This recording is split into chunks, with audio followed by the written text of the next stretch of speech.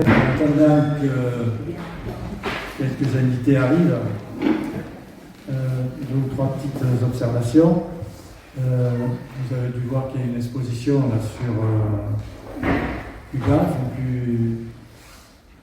la réhabilitation de la vieille Havane, qui est devenue, qui a été classée au patrimoine mondial de l'UNESCO, quasiment en même temps que le secteur sauvegardé d'art, 1982. Sous la responsabilité de Zebio Leal, historienne de la ville. Donc, il y a l'explication. L'exposition est là jusqu'à samedi, c'est très intéressant. Donc, proposé par. Jusqu'à jeudi soir. Jusqu'à jeudi soir. Proposé par Cuba Coopération. Cuba Coopération, voilà. Par nos amis de Nîmes. Alors. Ensuite aussi, on a une concurrence sérieuse ce soir, c'est RTE qui a eu la bonne idée d'organiser un débat, enfin c'est pas un débat, je suppose, c'est une information, parce que ceux qui y vont en général, on ne les écoute pas, sur le projet de ligne à très haute tension qui doit traverser la collectivité. Et peut-être que syndicalement on aura à s'exprimer de ces jours, mais il faut qu'on approfondisse la question. Voilà. Donc, bienvenue dans cette salle Jean Baraillé, parce qu'elle avait été inaugurée sous ce nom-là, l'ancien secrétaire général de l'Union locale, mais aussi du syndicat des cheminots. Bourse du travail habité au sens propre, comme figuré par la CGT depuis sa création il y a 121 ans. Et donc, vous l'avez compris, la CGT, elle y reste. Peut-être, je ne sais pas si Nicolas Bourcy, secrétaire général de l'UL, est par là. Non, il n'est pas là. Il va arriver, voilà. On vous en dira peut-être un mot dans le débat. Simplement rappeler qu'il y a des cartes pétitions à l'entrée que vous pouvez signer et déposer là, voire en prendre pour les faire signer autour de vous et nous les ramener. Il y a également, on rappelle, le livre sur l'histoire de la Bourse du travail, qui est toujours en vente, qui est à l'accueil, donc vous pouvez acheter pour la modique somme de 15 €. Si c'est trop dur, on fera des mensualités, 3 ou 4 mensualités, enfin, on verra comment ça s'organise. Donc ce soir, invitation à l'initiative du syndicat CGT de l'hôpital d'Arles, qui est en première ligne contre les attaques de l'hôpital public, et puis du collectif retraité de notre union locale CGT d'Arles, pour qui les questions de santé sont quasi omniprésentes. Manque de médecins référents, de spécialistes, manque de moyens d'effectifs à l'hôpital, urgence en mode dégradé, accueil en EHPAD déficient, des remboursements, dépassement d'honoraires. Comment se soigner aujourd'hui?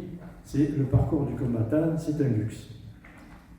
Vos témoignages, je pense, en la matière, nous seront précieux, et pourtant, des solutions existent, on le verra après au cours du débat. Alors, pour en débattre avec vous, Anne-Marie Lesage, qui est secrétaire générale du syndicat CGT de l'hôpital, et Nicolas Poncé, qui est également un des responsables de l'hôpital. Dominique Bonnet, ancienne chef du service pneumologie de l'hôpital d'Arles et membre du bureau de la communauté professionnelle territoriale de santé du Pays d'Arles. José Bosch, qui fait partie de notre collectif retraité.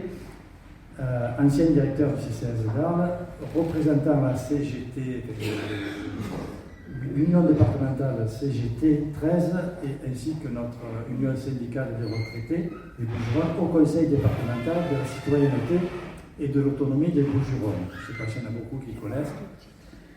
José en dira deux mots. Et puis Christophe Prudhomme, médecin urgentiste à l'Île-de-France, porte-parole de la profession, et membre de la direction fédérale de la CGT Santé. Dans le dernier numéro je crois que j'en ai un exemplaire qui est là, voilà. Dans le dernier numéro du journal municipal, Monsieur le maire nous présente un avenir idyllique. Tout plein de médecins qui vont s'installer à Arles, 38 millions pour l'hôpital, Je ne sais pas trop pourquoi faire, peut-être qu'on y restera. Mais pas un mot sur les urgences, pas plus sur la dépanning. Donc, proposition que nos intervenants nous apportent leur éclairage. Et ensuite, Christophe pourrait nous replacer tout ça dans une cohérence nationale des attaques contre notre système. Le 26 mars aura lieu une journée nationale et unitaire d'action des retraités, avec pour un rassemblement à 10h30. Tout d'abord, je tiens à vous remercier d'être présent ce soir, parce que bon, c'est quand même important qu'on vous mette un peu au courant de tout ce qui se passe dans notre hôpital. Je tiens à remercier quand même aussi Christophe Prudhomme qui a accepté notre invitation et les réunions locales, les retraités qui a organisé ça. Donc voilà, donc, je n'ai pas préparé un grand discours, parce que nous, notre but, c'est de vous laisser la parole, vos questions et vos réponses. Donc ce qu'il faut savoir, c'est que nous, à l'hôpital, quand même, comme le disait Lucien, quand on ouvre les journaux, quand on lit l'Arlésienne, ben, tout va bien. Alors je ne sais pas, ou on n'est pas dans le même monde, ou on ne travaille pas dans le même endroit avec nos directions et le maire. Je ne sais pas, on a un souci quand même, parce que voilà, bon, tout n'est pas mauvais, c'est pas ce que je vais dire non plus, mais on a des grosses difficultés quand même à l'hôpital. Donc tout d'abord, on subit quand même des agressions au niveau de la psychiatrie. En 4 mois, on a eu 3 agressions très violentes. Samedi, pas celui-là, l'autre d'avant. Donc nous, les agents, on a 3 infirmières et soignantes qui ont été violentées, blessées, mais personne n'est au courant. Tout va bien à l'hôpital d'Arles. Donc voilà, on cherche des solutions. Le syndicat, on pose toujours la CGT face à la direction, on est toujours en combat en fait. Tout le temps en combat avec eux pour qu'ils agissent, pour qu'ils mettent en place, on est derrière eux sans arrêt. Donc voilà, les urgences, c'est difficile comme partout en France, hein, c'est pas qu'à Arles que c'est difficile, on est en mode dégradé. On a des intérimaires, des médecins intérimaires sur l'hôpital, on n'a pas que des permanents, on a des 5 heures d'attente dans nos services.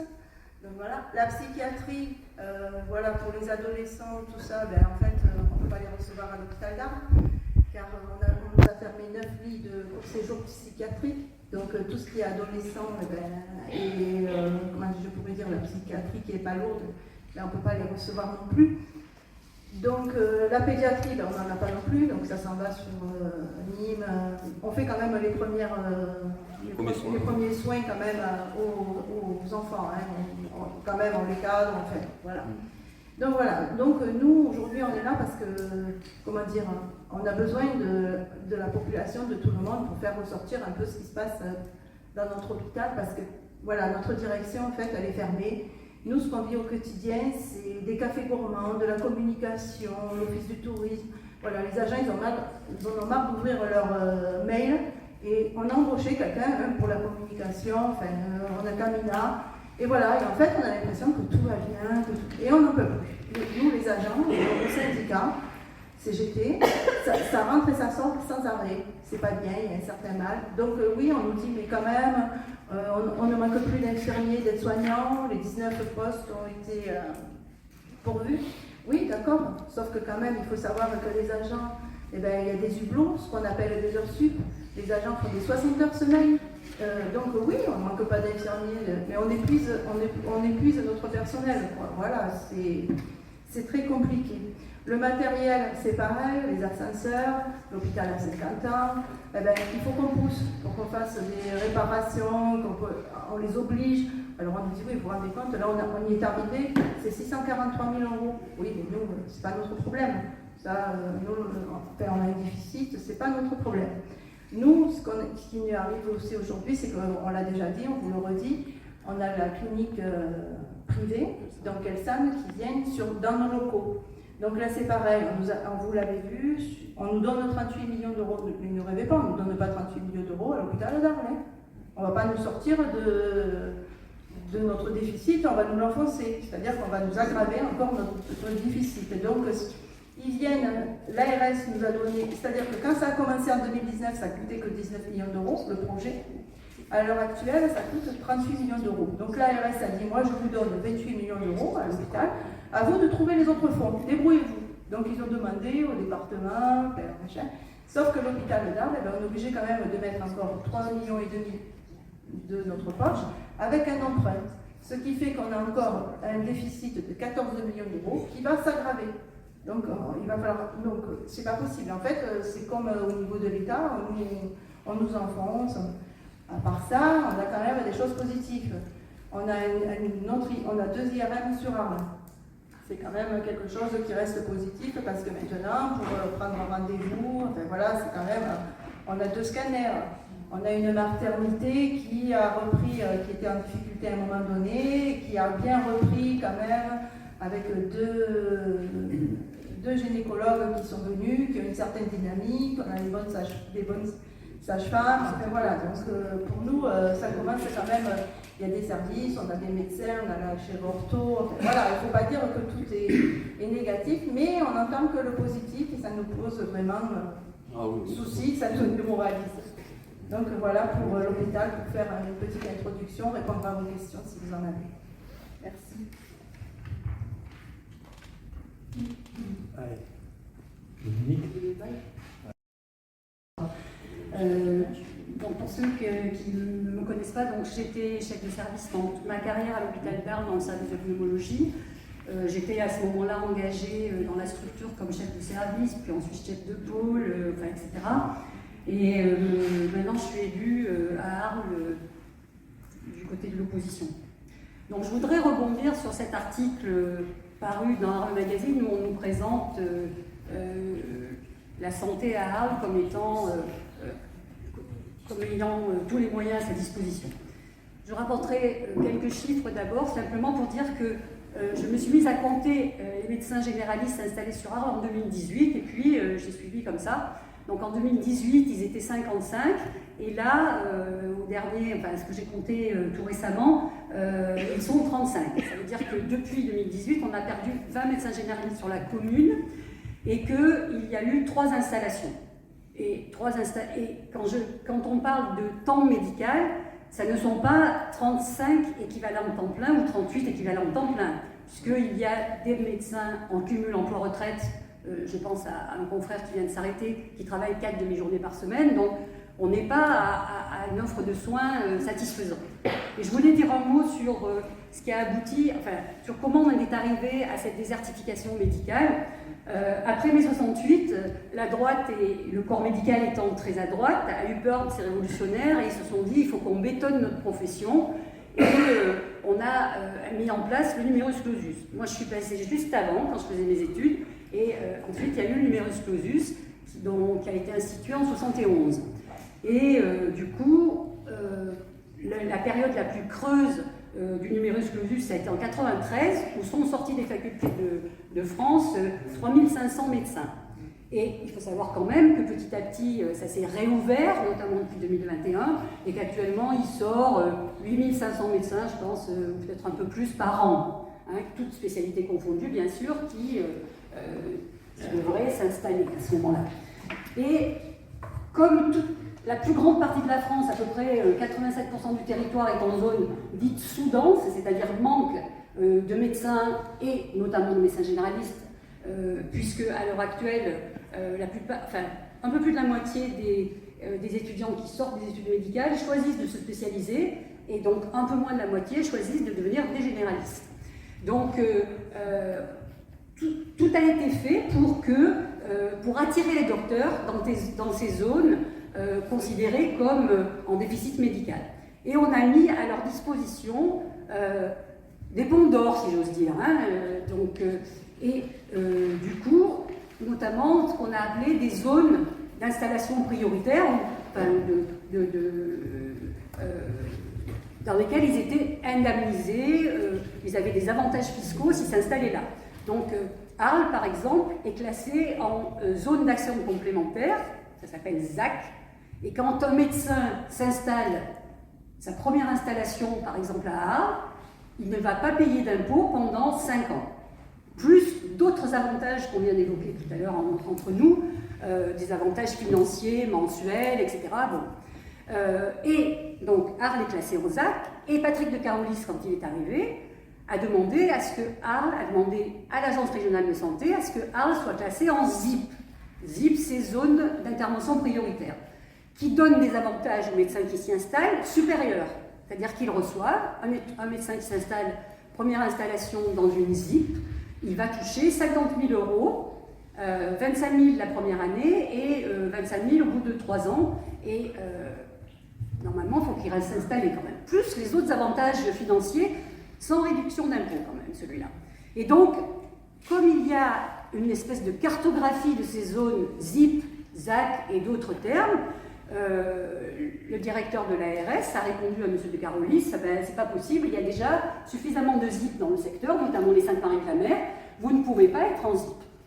Mais lors de cette grande réunion qui a été une grand-messe, le directeur de l'ARS a annoncé que, au fond, il donnait à la ville d'Arles un peu l'équivalent du ZIP, c'est-à-dire que si un médecin vient s'installer à Arles, il aura droit à 50 000 € au moment de son installation, et finalement il aura aussi les autres avantages donnés par la CPAM, donc ce qui revient au même. Donc ça c'est un accord politique entre la mairie et l'ARS quand même.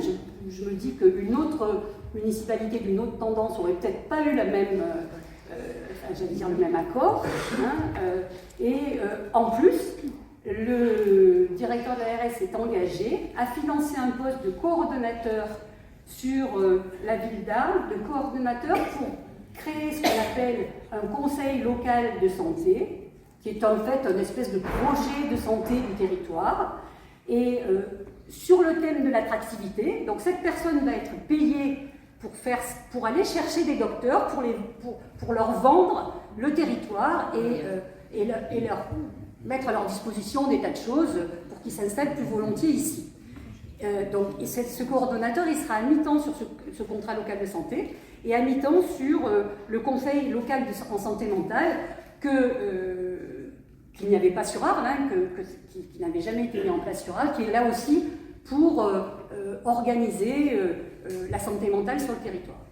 Voilà. Donc voilà ce que je voulais dire. Après, je répondrai aux questions si vous le souhaitez. José ? Oui, bonsoir. Je suis l'ancien directeur du CCAS d'Arles. Au CCAS d'Arles, il y avait un service d'aide ménagère qui a été supprimé par le Carolis. Il y a un service de soins infirmiers à domicile. Il y a aussi une permanence d'accès aux soins et à la santé en collaboration avec l'hôpital, dont l'avenir on ne le connaît pas encore, puisqu'ils sont installés à l'ancien collège Mistral et que le collège Mistral a été vendu. Donc je vais intervenir sur les EHPAD. L'évolution des EHPAD, on est passé du caritatif au service public. Et ce qu'on peut dire, c'est que cette évolution, elle a été faite grâce au service public. Et à partir des années 79,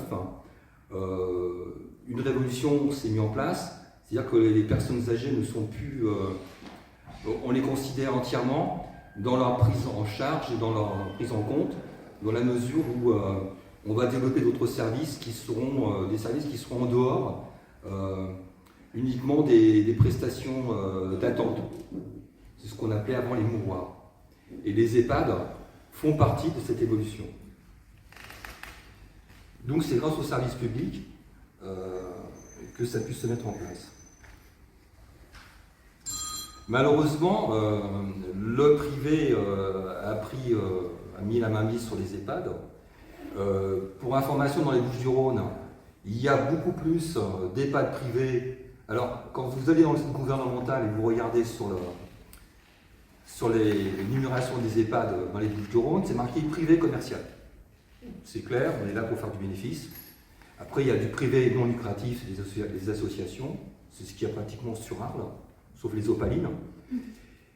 Et il y a donc du public, donc il y a l'hôpital, ce qu'on appelle des services publics de santé, qui ont aussi des EHPAD. L'affaire Orpea, je pense que vous en souvenez tous, avait créé un scandale de maltraitance institutionnelle. Et avant l'affaire Orpea, il y avait la défenseur des droits qui avait déjà fait un rapport en 2021, qui avait donc dénoncé cette situation-là. Il y avait aussi le rapport Livo, qui était donc un rapport qui avait été commandé par le gouvernement. Donc les actionnaires se sont enrichis au détriment des familles et des résidents. Et l'État va compenser des pertes financières du groupe Orpea et puis bien d'autres. Pour information, les EHPAD ont 3 sources de financement. L'ARS, qui au travers de la sécurité sociale finance les soins. Le conseil départemental, qui finance l'aide à l'autonomie, ce qu'on appelle l'APA. Et la personne résidente et les familles dans le cadre d'obligations alimentaires. Un petit rappel historique, suite à la canicule de 2003, où de nombreuses personnes âgées ont décédé. Je ne sais pas si vous vous en souvenez. C'était triste. Raffarin, qui était alors Premier ministre, a exigé le versement par tous les salariés d'un jour de congé.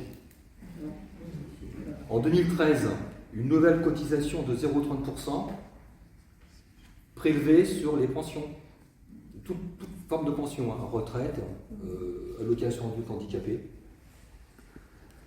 pour financer la contribution additionnelle de solidarité pour l'autonomie, ce qu'on appelle le CASA. Il est probable que ces cotisations enrichissent les actionnaires Orpea et Exocorian et bien d'autres structures privées commerciales. Ce qui est dommage, c'est que ces scandales ont aussi jeté l'opprobre sur les autres EHPAD, y compris à ceux qui ne sont pas à but lucratif. Donc, quand on parle de maltraitance institutionnelle, il faut qu'on parle aussi des conditions de travail des salariés dans ces EHPAD. Qualification insuffisante, salaire insuffisant, des horaires, c'est les 3-8, hein, donc ils sont en permanence dans les EHPAD. Ils ont des consignes qui sont inatteignables. L'autre jour, j'ai discuté avec une responsable syndicale des Bouches-du-Rhône qui disait que dans son EHPAD, on demandait aux salariés, donc aux aides-soignants, de faire 18 toilettes dans la matinée alors qu'ils ne pouvaient en faire que 10. Donc c'est toutes ces conditions de travail qui font que le personnel n'en reste pas. Et donc on a affaire à un turnover impressionnant. Il ne reste pas dans les EHPAD. En plus de cette difficulté-là, on a le taux d'encadrement qui va de 8,25 personnes encadrantes pour les EHPAD d'établissement public, donc les hôpitaux, à 6 pour le secteur privé commercial. Nous, ce qu'on demande à la CGT, c'est qu'il y ait un ETP par résident pour pouvoir assurer toute la vie quotidienne, tous les soins des personnes âgées. Prochainement, le gouvernement va sortir des mesurettes. Ces mesurettes sont principe d'une conférence nationale d'autonomie,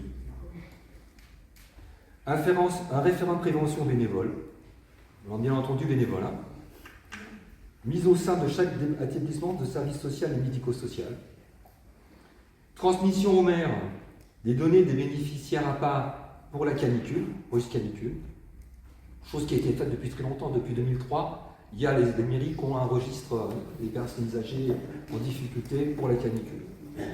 Un volet consacré à la maltraitance, renforcement du rôle du médecin coordinateur, qui pourra aussi devenir un médecin traitant. Il n'y a pas très longtemps, il y a un camarade qui m'a dit que le médecin traitant ne pouvait pas prescrire et qu'il fallait contacter le médecin. Médecin coordinateur. Le médecin coordinateur ne pouvait pas prescrire, il fallait contacter le médecin traitant. Et puis amélioration des repas dans les EHPAD. Voilà, c'est quelques mesurettes qui sont prononcées dans la prochaine loi vieillissement qu'on attend depuis 2015. Merci de votre attention.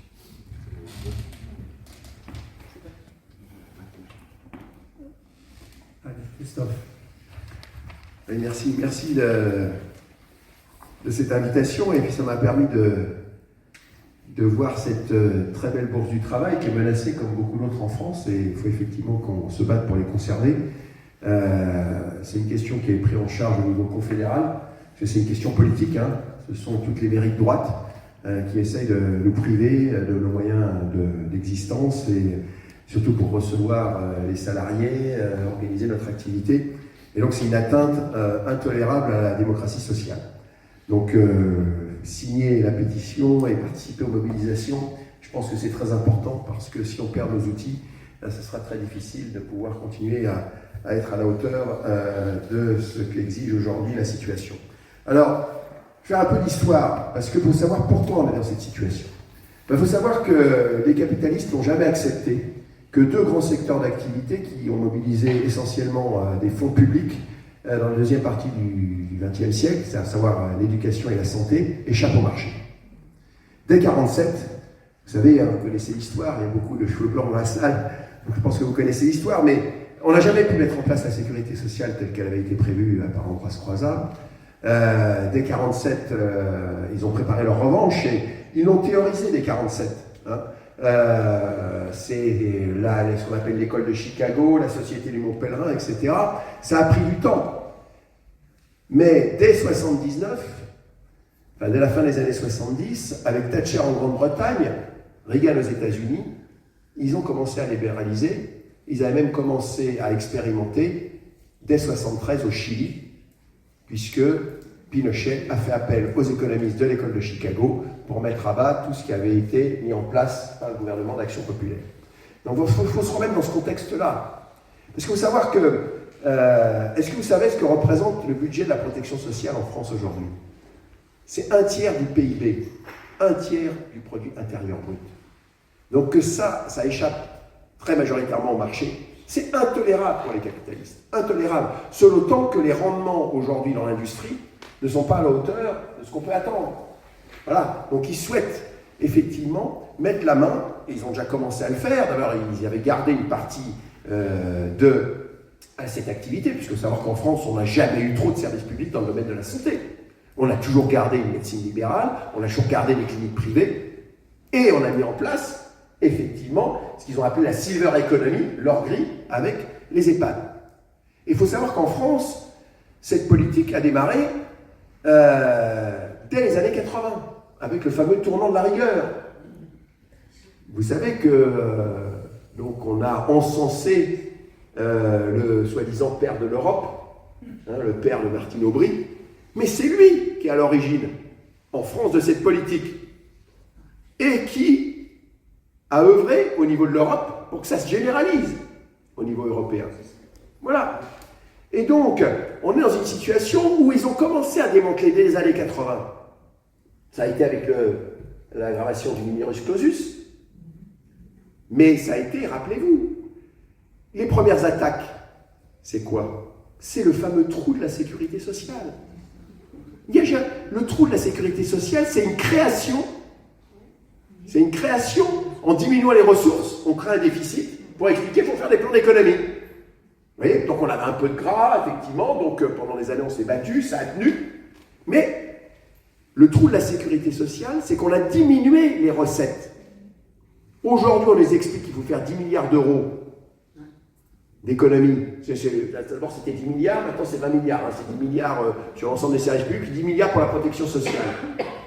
Mais, attendez, s'il faut trouver 10 milliards, on peut peut-être aller taper dans les 80 milliards d'exonération de cotisations sociales octroyées aux entreprises. On leur enlève 10 milliards, ça ne va pas les tuer. Ça va diminuer un petit peu leurs bénéfices, mais ils n'ont jamais fait autant de bénéfices. Et on nous demande de nous serrer la ceinture. Donc ça, c'est la première attaque. La deuxième attaque, ça a été de nous expliquer qu'il fallait réorganiser parce que la sécurité, les petits hôpitaux étaient soi-disant dangereux. Les petites maternités étaient dangereuses. On nous a dit au départ, c'est des maternités de 300. Après, on nous a dit c'est 500. Après, c'est 1000. Enfin bon, il n'y a eu aucune étude qui a prouvé qu'il y avait plus d'accidents dans les petites que dans les grandes maternités. Les usines à bébés dans les grandes maternités, il y a des accidents. Vous voyez, dans la plus grande maternité de Paris, la maternité de Pont-Royal, 2 accidents. Une femme enceinte qui arrive avec de la fièvre en fin de grossesse. Tout professionnel de santé sait que fièvre en fin de grossesse, il faut hospitaliser. Il n'y a pas de lieu, on n'hospitalise pas. On la renvoie chez elle, avec des conseils de surveillance. Elle revient une deuxième fois, on ne l'hospitalise pas. Elle revient la troisième fois, son bébé est mort. Ok. Deuxième événement dans cette usine à bébés, 5500 accouchements par an. Vous savez que les accouchements, c'est pas prévisible. Il y a les jours où il n'y a pas beaucoup d'accouchements à la maternité, puis il y a les jours où on va en avoir beaucoup. C'est pas lié à la Lune, hein, mais bon, on ne sait pas quoi c'est lié, mais c'est comme ça. Eh bien, il y a une femme qui se retrouve toute seule en salle de travail, elle accouche, le bébé tombe par terre. Voilà. Hein? Donc, argument sur la sécurité, il faut fermer les petits hôpitaux, non.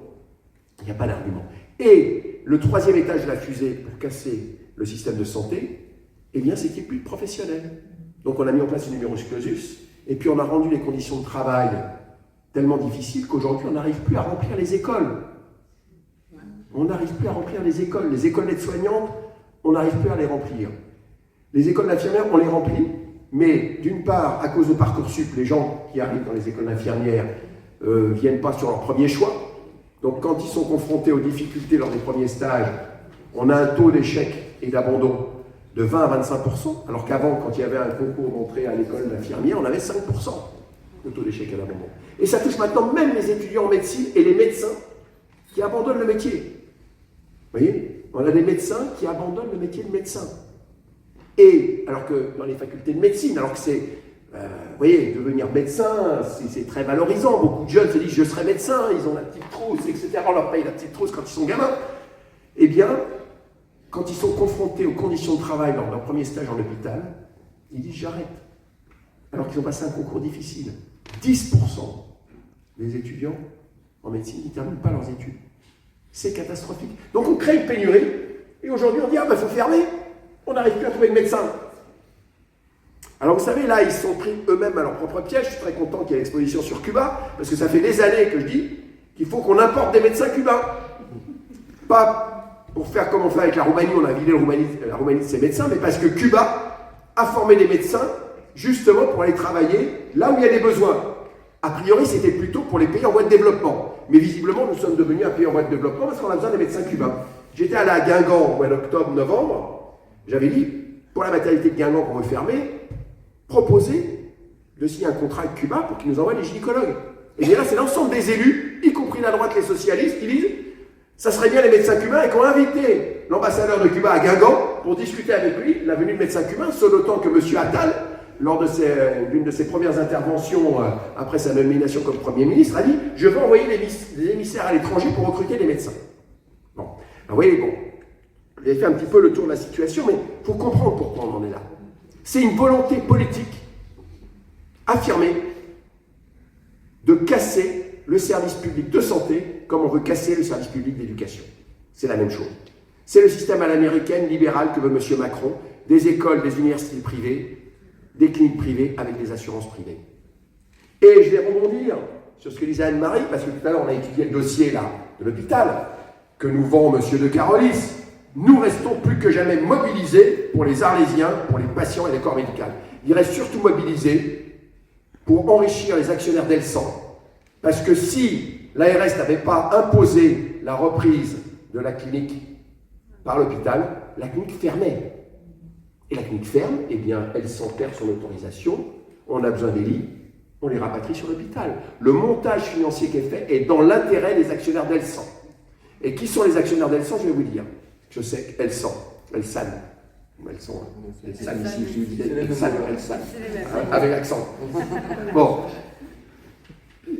C'était deux groupes de cliniques qui ont fusionné quand ils ont été rachetés par un fonds d'investissement anglo-saxon qui s'appelait CVC Capital Partners. Donc ils ont créé ce groupe, mais vous savez, les investisseurs, ils ne veulent pas mettre trop d'argent dans l'investissement. Ce qui les intéresse, c'est j'achète, je restructure et j'encaisse mes bénéfices. Donc, une clinique, c'est des bâtiments et puis de l'activité, ce qui s'appelle la production de soins. Donc, pour ne pas investir trop dans l'immobilier, eh bien, M. Hollande a facilité, avec une filiale de la Caisse des dépôts, l'opération de fusion, puisque le groupe ICAD, filiale de la Caisse des dépôts, a acheté pour 600 millions d'euros de murs de clinique. Comme ça, l'investisseur avait besoin de mettre moins d'argent. Donc ce groupe CVC Capital Partners, siège opérationnel à Londres, siège fiscal au Luxembourg. Ils ont restructuré, ils ont vendu, il y a 2 ans.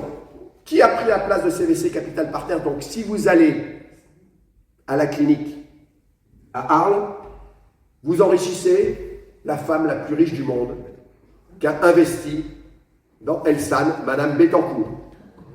Voilà. Et l'autre actionnaire, c'est une filiale du groupe AXA. Donc, qui, M. Carolis, a-t-il privilégié avec l'Agence régionale de santé? C'est pas que M. Carolis, c'est l'Agence régionale de santé avant tout, parce que l'Agence régionale de santé, c'est l'outil qui applique la politique du gouvernement. Mais M. Carolis se félicite qu'on sauve le groupe Elsan qui ne devrait plus exister sur Arles. Voilà, il enrichit Mme Bettencourt. Parce que l'opération, là, va mettre, on a regardé les comptes de l'hôpital, va mettre l'hôpital dans le rouge. Parce que c'est l'hôpital qui va construire les locaux et la clinique qui va venir utiliser les locaux. On ne sait même pas quel loyer ils vont payer. Et donc, on se retrouve avec une opération où l'hôpital va être obligé d'emprunter alors qu'il est déjà en déficit. Donc c'est un scandale, cette opération. Oui, on vous le vend, c'est très bien qu'on garde les médecins, etc. Mais on aurait pu les garder, comme ça s'est fait avec la clinique Paoli. C'est-à-dire que c'est fini, il n'y a plus de structure privée. On négocie avec les médecins, s'ils ne veulent pas intégrer le service public, un contrat d'exercice en libéral à l'hôpital public. Point à la ligne. Vous voyez? Parce que là, en plus, on crée une structure qui s'appelle un groupement de coopération sanitaire, public-privé, qui est d'une complexité juridique monstrueuse, qui crée de la suradministration, alors que le gouvernement nous dit faut supprimer l'administration, il y a trop d'administration. Et bien là, on crée de la suradministration. Donc c'est en contradiction totale avec le discours qui nous est vendu par le gouvernement, par M. Macron et par M. Attal. Et c'est pas que nous, la CGT qui le disons, il y a un rapport du Sénat qui a été publié qui dit les groupements de coopération sanitaire, c'est une catastrophe, ça crée des surcoûts pour le public. Voilà. Alors, après vous avoir dit ça, on va essayer de positiver. Parce que l'avenir est à nous. Parce que vous savez, moi je suis très optimiste. Quand je parlais d'une médecine service public à 100% et d'une sécurité sociale à 100% il y a 20 ou 25 ans, on me disait, oh là là, le collectiviste qui veut revenir à l'Union soviétique, t'as vu ce que ça a donné? C'est sûrement pas la solution. Sauf qu'aujourd'hui, ben, ça apparaît comme une bonne solution. Vous voyez? Parce que Orpea nous montre qu'à partir du moment où on met des actionnaires, on peut être pour ou contre le marché, c'est un autre débat. Je suis prêt à revenir avec un économiste pour vous faire le débat pour ou contre le marché. Mais l'éducation et la santé, ça ne peut pas relever du marché. Scandale d'Orpea, scandale des crèches. Parce que, qu'est-ce que vous voulez? Ils ne sont pas là pour faire du service public, les actionnaires. Quand ils investissent, ce qu'ils veulent, c'est le meilleur retour sur investissement. C'est antinomique avec le service public. Et ça, aujourd'hui, c'est majoritaire dans la population. Si on faisait un référendum aujourd'hui, avec une question, puisque c'est à la mode des référendums, est-ce qu'on doit exclure le secteur marchand du domaine de la santé et du médico-social? On gagne le référendum. Et là, le Conseil constitutionnel et l'Europe, ils vont se rhabiller. Voilà. Donc, première chose pour nous, et c'est une des revendications de la CGT, et c'est très simple hein, au niveau légal, plus d'agréments sécurité sociale pour les activités à but lucratif. Si vous mettez ça dans la loi, c'est fini, ils vont se rhabiller. Parce qu'ils se gavent sur la sécurité sociale, et comme la sécurité sociale ne paye pas assez, eh ben il faut payer le cochon de patient avec les dépassements d'honoraires, avec les chambres seules, avec la conciergerie, je ne sais pas trop quoi, patin ou fin. Donc, le service public, dans le cadre de l'aménagement du territoire, parce que, aujourd'hui, la politique de la droite, aggravée par M. Macron, c'est sorti des métropoles, rien n'existe. Donc, on concentre les moyens dans les métropoles et on continue la désertification. Voilà. Et pas grave, ceux qui ont du pognon, qui n'habitent pas dans la métropole, ils peuvent se déplacer. C'est pas un problème. Mais pour les autres, ça sera plus que ceinture, c'est une surmortalité. Parce que ce que veut nous vendre M. Macron, le système à l'américaine, si vous ne le savez pas, je vous le dis, mais depuis 2014, l'espérance de vie aux États-Unis diminue. Elle est même passée en 2021 en dessous de l'espérance de vie de la Chine. Donc M. Trump, fuck, c'est pas America First, vous êtes derrière les Chinois en termes d'espérance de vie. Parce que les gens ne peuvent plus se faire soigner. Ils ont aujourd'hui 80 000 morts par an, par overdose, et ce ne sont pas des toxicomanes, c'est des gens qui ne peuvent soigner que leurs symptômes, qui est la douleur, ils n'ont pas de quoi faire l'examen pour avoir un diagnostic, donc ils commencent avec le paracétamol, vous voyez, après ils passent à un tramadol, et puis après ils passent à la morphine. Et puis comme la morphine, c'est une prescription réglementée, ils se fournissent de la morphine, du fentanyl sur Internet, et ils font des overdoses, 80 000 morts par an. 2 fois plus que le nombre de morts par arme à feu, ils sont déjà champions du monde. Voilà. Voilà ce que veut nous vendre M. Macron. Donc c'est le service public dans le cadre de l'aménagement du territoire. Donc service public dans le cadre de l'aménagement du territoire, et bien, ça veut dire que la médecine libérale, on va vers son extinction. Pour bien réguler l'installation des médecins et pour qu'ils fassent que de la médecine et qu'ils ne s'occupent pas de gérer leur petite entreprise qui s'appelle un cabinet médical, nous on propose des centres de santé. Un centre de santé, c'est une structure qui est mise à disposition des médecins par une collectivité locale, par la mutualité, par un hôpital, dans lequel l'ensemble des professionnels de santé, médecins, infirmières, aides-soignants, sont salariés. Et ils font que leur métier. Pour faire l'administration, il y a des administratifs qui s'occupent de la gestion. Pour la logistique, il y a des logisticiens. Et puis, ça permet d'avoir un investissement. Un médecin aujourd'hui qui continue à travailler avec son stéthoscope, il est complètement archaïque. Le stéthoscope, ça a été inventé par l'ANX ou Napoléon. Aujourd'hui, on apprend aux médecins à utiliser l'échographie simple, qui est un appareil maintenant de cette taille-là. Voilà. Donc un médecin que vous allez voir qui ne fait pas un échocardiogramme, qui n'a pas de quoi faire une échographie, qui n'a pas la petite boîte, qui est de la moitié de la taille de cette bouteille, qui avec une goutte de votre sang vous permet d'avoir, ce dont on a beaucoup parlé, le gaz du sang, qu'on connaît bien les pneumologues, dont on a eu beaucoup besoin pendant l'épidémie Covid, vous dosez le sodium, etc. dans le sang, ils peuvent débrouiller ça en 10 minutes dans son cabinet. Pourquoi les gens viennent aux urgences aujourd'hui? Parce que oui, ils ne trouvent pas de médecin, mais quand ils trouvent un médecin, c'est je vous prescris la prise de sang, il faut aller au cabinet de biologie, je vous prescris la radio, puis après il faut revenir voir le médecin, ça prend 3 jours. Vous allez aux urgences, même si le temps d'attente est de 6 heures, au bout de 6 heures, vous savez si c'est grave, si on doit vous garder, ou si c'est pas grave, vous rentrez chez vous. Donc si la médecine de ville ne s'organise pas pour offrir ce type de service, ça ne fonctionnera pas. Et puis un médecin ne peut pas travailler sans un infirmier. Aujourd'hui, on n'est plus au XXe siècle. Le patient, c'est pas je viens voir le médecin parce que j'ai une maladie, le médecin fait un diagnostic, il me donne un traitement, je prends le traitement, je suis guéri. 2/3 des dépenses de la sécurité sociale, on est tous concernés dans cette salle, quasiment. C'est les plus de 50 ans, atteints de maladies chroniques, et de plusieurs maladies chroniques, et la particularité d'une maladie chronique, c'est que ça se soigne, mais ça ne se guérit pas. Donc l'objectif, c'est pas de guérir, c'est de maintenir en meilleur état de santé possible, le plus longtemps possible, et ça nécessite de travailler médecin, infirmière, aide-soignante, kiné, podologue, tous ensemble. Et donc ça ne peut pas être en rémunération à l'acte. Parce que la rémunération à l'acte, on empile les actes, hein, et on dépense beaucoup d'argent, on multiplie les examens. Non, on a besoin d'un médecin traitant, d'un médecin généraliste, tant en ville qu'à l'hôpital, qui, avec une infirmière, avec une équipe, organise la prise en charge. Voilà. Et donc ça veut dire qu'on travaille complètement différemment. Mais voyez, si là, dans le cadre de la négociation sur la convention médicale, le débat ne soit pas la consultation elle est combien à 30, 35, 50 euros. Non. C'est maintenant la sécurité sociale va financer des centres de santé qu'on implante là où sont les besoins. Et il y a aujourd'hui un petit peu moins de 10 000 médecins qui sortent par an, il y a 10 000 postes qui s'ouvrent pour aller à la ligne.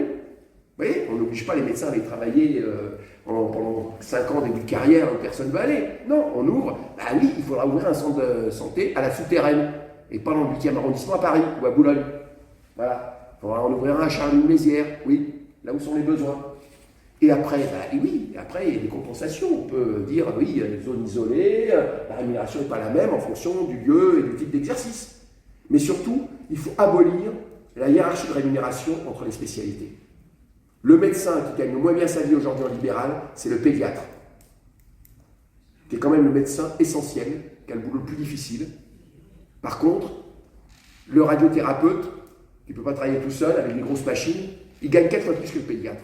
Quel boulot le plus difficile? Vous voyez, moi je suis urgentiste. Par rapport à mon collègue qui est dermatologue, qui fait du laser, du papouillage, de la chirurgie esthétique, qui gagne 3 fois plus que moi, il rentre chez lui tous les soirs. Moi, là, je termine ma carrière, j'ai passé 3000 nuits de ma vie à l'hôpital. Il faut comprendre que les jeunes, ils disent « bah non, moi, je ne veux pas faire ça. Hein. » Voilà, donc il y a un véritable problème. Donc, il faut rétablir ce qui est utile socialement et bien rémunérer et donner des bonnes conditions de travail à ce qui est utile socialement. Et ben, ce n'est pas le dermatologue qui fait du laser pour enlever la cellulite, ou je ne sais pas trop quoi, qui est le plus utile. Hein? Parce que ça, c'est dans les incidences en France. Je vais vous citer quelques chiffres que j'ai cités tout à l'heure. Ce n'est pas les chiffres de la CGT. La Société française de néonatologie a publié une étude qui montre que si on avait la même qualité de prise en charge des nouveau-nés, vous savez qu'on manque de place en réanimation néonatale, etc., qu'on transfère les gamins sur plusieurs centaines de kilomètres quand il y a l'épidémie de bronchiolite parce qu'on n'a pas assez de place. Si on avait les mêmes indicateurs de santé qu'en Europe du Nord, il il y aurait 1200 bébés en moins qui mourraient chaque année en France. On a 1200 morts évitables, des bébés. Donc ce sont des meurtriers ceux qui mettent cette politique aujourd'hui, il faut le dire. Donc des centres de santé. Des centres de santé qui peuvent être, comme c'est le cas à Marseille, c'est un bon exemple dans votre département, l'APHM, l'Assistance publique hôpitaux de Marseille, a ouvert un centre de santé dans les quartiers nord avec des médecins hospitaliers, du personnel hospitalier, et ça fonctionne très bien pour les professionnels, mais surtout pour les patients. Le patient qui vient au centre de santé, qui doit être hospitalisé, il a déjà sa note d'hospitalisation. Parce que le personnel administratif, le médecin dit il faut que madame un tel, monsieur un tel soit hospitalisé, vous lui dites quand, machin, comment, on va lui faire tel et tel examen, paf, paf. Vous voyez. Et les professionnels de santé sont très contents de sortir un petit peu de l'hôpital, d'aller en ville. Et pour ceux qui sont en ville, ils sont très contents. Vous voyez, le médecin généraliste qui est en ville est très content de venir à la maison médicale de garde, 2-3 soirées tous les 3 mois pour faire des gardes et discuter avec ses collègues urgentistes hospitaliers. Voilà, il faut qu'on apprenne à travailler ensemble. Ensuite, il y a l'hôpital. Eh bien, l'hôpital, il n'est pas isolé. Il y a le centre de santé, il y a les EHPAD, il y a l'hôpital, tout ça, eh bien, il faut que ça soit organisé dans un bassin de vie. Et c'est quoi un bassin de vie? C'est entre 50, 150 000, 200 000 habitants selon la région où on habite et la densité de la population, mais on doit tous travailler ensemble. Vous voyez? Et quand je vous disais le centre de santé au rez-de-chaussée de l'EHPAD avec le service infirmier à domicile, et puis dans le centre de santé, il y a les médecins hospitaliers spécialistes qui viennent faire des consultations, c'est ça l'intégration. Parce qu'on vit dans son bassin de vie. Aujourd'hui, quand il faut faire 100 km pour aller voir un spécialiste, on vous dit, ah ben non, encore ici, vous avez de la chance d'avoir beaucoup de spécialistes à l'hôpital, mais les endroits, on vous dit, ah ben c'est Marseille. Vous voyez, quand vous êtes à Manosque, on vous dit, il faut aller à Aix ou à Marseille, hein, de Manosque, parce qu'il n'y a plus rien. Quand c'est à 10, c'est encore plus loin. Donc, à un moment donné, la proximité, c'est à tout point de vue, au niveau de la vie quotidienne. Mais on nous parle beaucoup d'écologie. Et si on est obligé de faire 100 bornes à chaque fois pour aller voir le spécialiste, c'est coûteux financièrement et c'est coûteux écologiquement. Donc, il faut qu'on ait un hôpital de proximité qui a un service d'urgence ouvert 24 heures sur 24. Vous savez qu'aujourd'hui, il y a beaucoup de services d'urgence qui sont ouverts 24 heures sur 24. Hein. Le cadeau de fin d'année du gouvernement, ça a été d'inscrire dans la loi, par voie de décret, le fonctionnement dégradé des urgences qui avait été mis en place par François Braun il y a 2 étés. C'est-à-dire qu'aujourd'hui, il y a un service d'urgence qui est ouvert que la journée. La nuit, fermé. Il peut y avoir un service d'urgence qui décide du jour au lendemain que vous ne pouvez plus accéder au service d'urgence si vous n'avez pas appelé le 15. Et, encore pire, vous voyez, moi je travaille dans un SAMU, on peut remplacer les médecins dans le véhicule du SAMU par des infirmiers. Une infirmière. Alors, ce n'est pas pour dévaloriser la qualification des infirmières, mais enfin bon, chacun son travail. En situation de détresse, le véhicule du SAMU, c'est un médecin avec une infirmière ou un infirmier. Vous voyez, travail collaboratif. Mais bon. Donc, on a besoin d'un service d'urgence ouvert à 14 sur 24, un SMUR, une maternité, proximité, et pas fermer les maternités de proximité comme c'est en train de... Vous savez, on nous dit qu'il n'y a pas assez de gynéco-obstétriciens en France. C'est de la foutaise. Hein. Il reste 425 maternités ouvertes aujourd'hui en France. Il y a 5000 gynéco-obstétriciens inscrits au Conseil de l'Ordre. Sauf qu'ils ont quitté l'hôpital. Ils préfèrent avoir un cabinet en ville où ils font de la consultation, de l'échographie, etc. Ils ne veulent plus faire de garde avec les accouchements. Parce que 5000 gynéco-obstétriciens pour 425 maternités. Ça veut dire qu'on en a 10 par maternité. Et on nous dit on n'en a pas pour faire tourner les maternités. Ben non, il faut mettre les gens là où il faut. Voilà. Et qu'ils aient l'activité et qu'ils multiplient. Parce qu'aujourd'hui, vous savez, on fait beaucoup trop d'échographies pour suivre correctement les femmes enceintes. Hein. Mais c'est très rentable l'échographie. Hein. Voilà. Mais on en fait beaucoup plus que ce qui est préconisé. Alors heureusement que l'échographie, c'est pas trop dangereux hein, par rapport à la radio. Mais quand même, ça ne sert à rien de faire 10 échographies quand il en faut 6 pour suivre la grossesse. Donc, il faut affecter les gens là où sont les besoins. Et dans l'activité, je vous ai cité la dermatologie, on a besoin de dermatologues aujourd'hui pour détecter les cancers de la peau parce qu'on s'est trop exposé au soleil pendant la fin du XXe siècle. Il fallait tous être bronzés, aller à la plage, etc. Mais sauf qu'aujourd'hui, on le paye. Hein. Donc oui, d'accord, la chirurgie esthétique, mais d'abord, ce qui est le plus utile. Et donc, il faut dans un hôpital de la chirurgie classique parce qu'être obligé d'aller à Marseille pour se faire opérer de la hanche, pour se faire opérer de la cataracte, vous voyez, toutes les interventions simples, non. Parce que quand on encombre les hôpitaux de référence par la pathologie courante, et bien vous savez ce qui se passe? C'est qu'ils ne peuvent plus faire ce pourquoi ils sont dédiés. Et la Société française de transplantation vient de sortir un article en disant qu'ils n'arrivent plus à transplanter, parce que les blocs opératoires ne sont pas disponibles dans les CHU, parce qu'on manque de personnel et qu'ils sont encombrés par des pathologies courantes. Alors, oui, on n'a pas assez de greffons en France, mais ils disent quand même qu'il y a 800 morts par an en France en attente de greffe. Dans un certain nombre pourrait être évité si on avait les blocs opératoires ouverts en temps utile pour faire les greffes. Donc, vous voyez, tout ce que je vous dis, ça a une incidence concrète, immédiate, c'est pas pour demain. Et donc, eh bien, de la chirurgie, de la psychiatrie, parce que la psychiatrie, qu'on ait fermé 9 lits de psychiatrie, c'est un scandale. Aujourd'hui, les patients psychiatriques, ils sont dans la rue ou en prison. Et ils font la ligne du journal de 20h parce qu'en quand ils décompensent, heureusement qu'on n'est pas aux États-Unis, ils peuvent trouver un flingue partout, mais il y a des drames, comme au conseil municipal à Nanterre, dans un certain nombre d'hôpitaux psychiatriques comme à Pau ou à Grenoble. Ben oui, parce qu'on ne s'occupe plus d'eux. Ils sont livrés à eux-mêmes. Et ceux qui sont en prison, c'est une catastrophe. Parce qu'ils ont besoin, vous savez, quand vous êtes atteint d'une pathologie psychiatrique, vous avez besoin de vous raccrocher à quelque chose, hein, pour vous stabiliser. Ben, ils se raccrochent à quoi? Au barbu. Et donc on forme des islamistes en prison, avec les gens qui ont des troubles psychologiques. Vous voyez bien que tous les pseudo-attentats qu'on a eus, c'est des gens qui ont été radicalisés, mais qui sont avant tout faibles psychologiquement, parce qu'ils ne sont pas pris en charge. Sans vous dire que les deux frères Kouachi, vous vous rappelez les frères Kouachi? Eh bien, c'est un échec de ce qu'on appelle l'aide sociale à l'enfance, de la DAS, parce que les départements n'ont plus les moyens de mettre en place ce qu'on appelle l'accompagnement du jeune majeur. Donc à 18 ans, on les livre à eux-mêmes. Donc à 18 ans, on leur a dit, vous êtes pris en charge, vous êtes majeur. Ils sont retournés dans la cité, et ils étaient pris en charge par les barbus. Et on en a fait des terroristes. Donc l'hôpital de proximité et le CHU, mais le CHU, il faut effectivement le réserver aux pathologies aiguës nécessitant une haute technicité. Alors il y a un problème aujourd'hui, c'est que je vous ai dit que Macron il privilégie la métropole. Donc avec une célébrité locale, vous avez une célébrité locale pendant la crise Covid, l'inénarrable professeur Raoult. Donc je ne vais pas me prononcer sur le professeur Raoult, mais je vais simplement vous dire qu'il travaillait, vous avez tous entendu parler de l'IHU.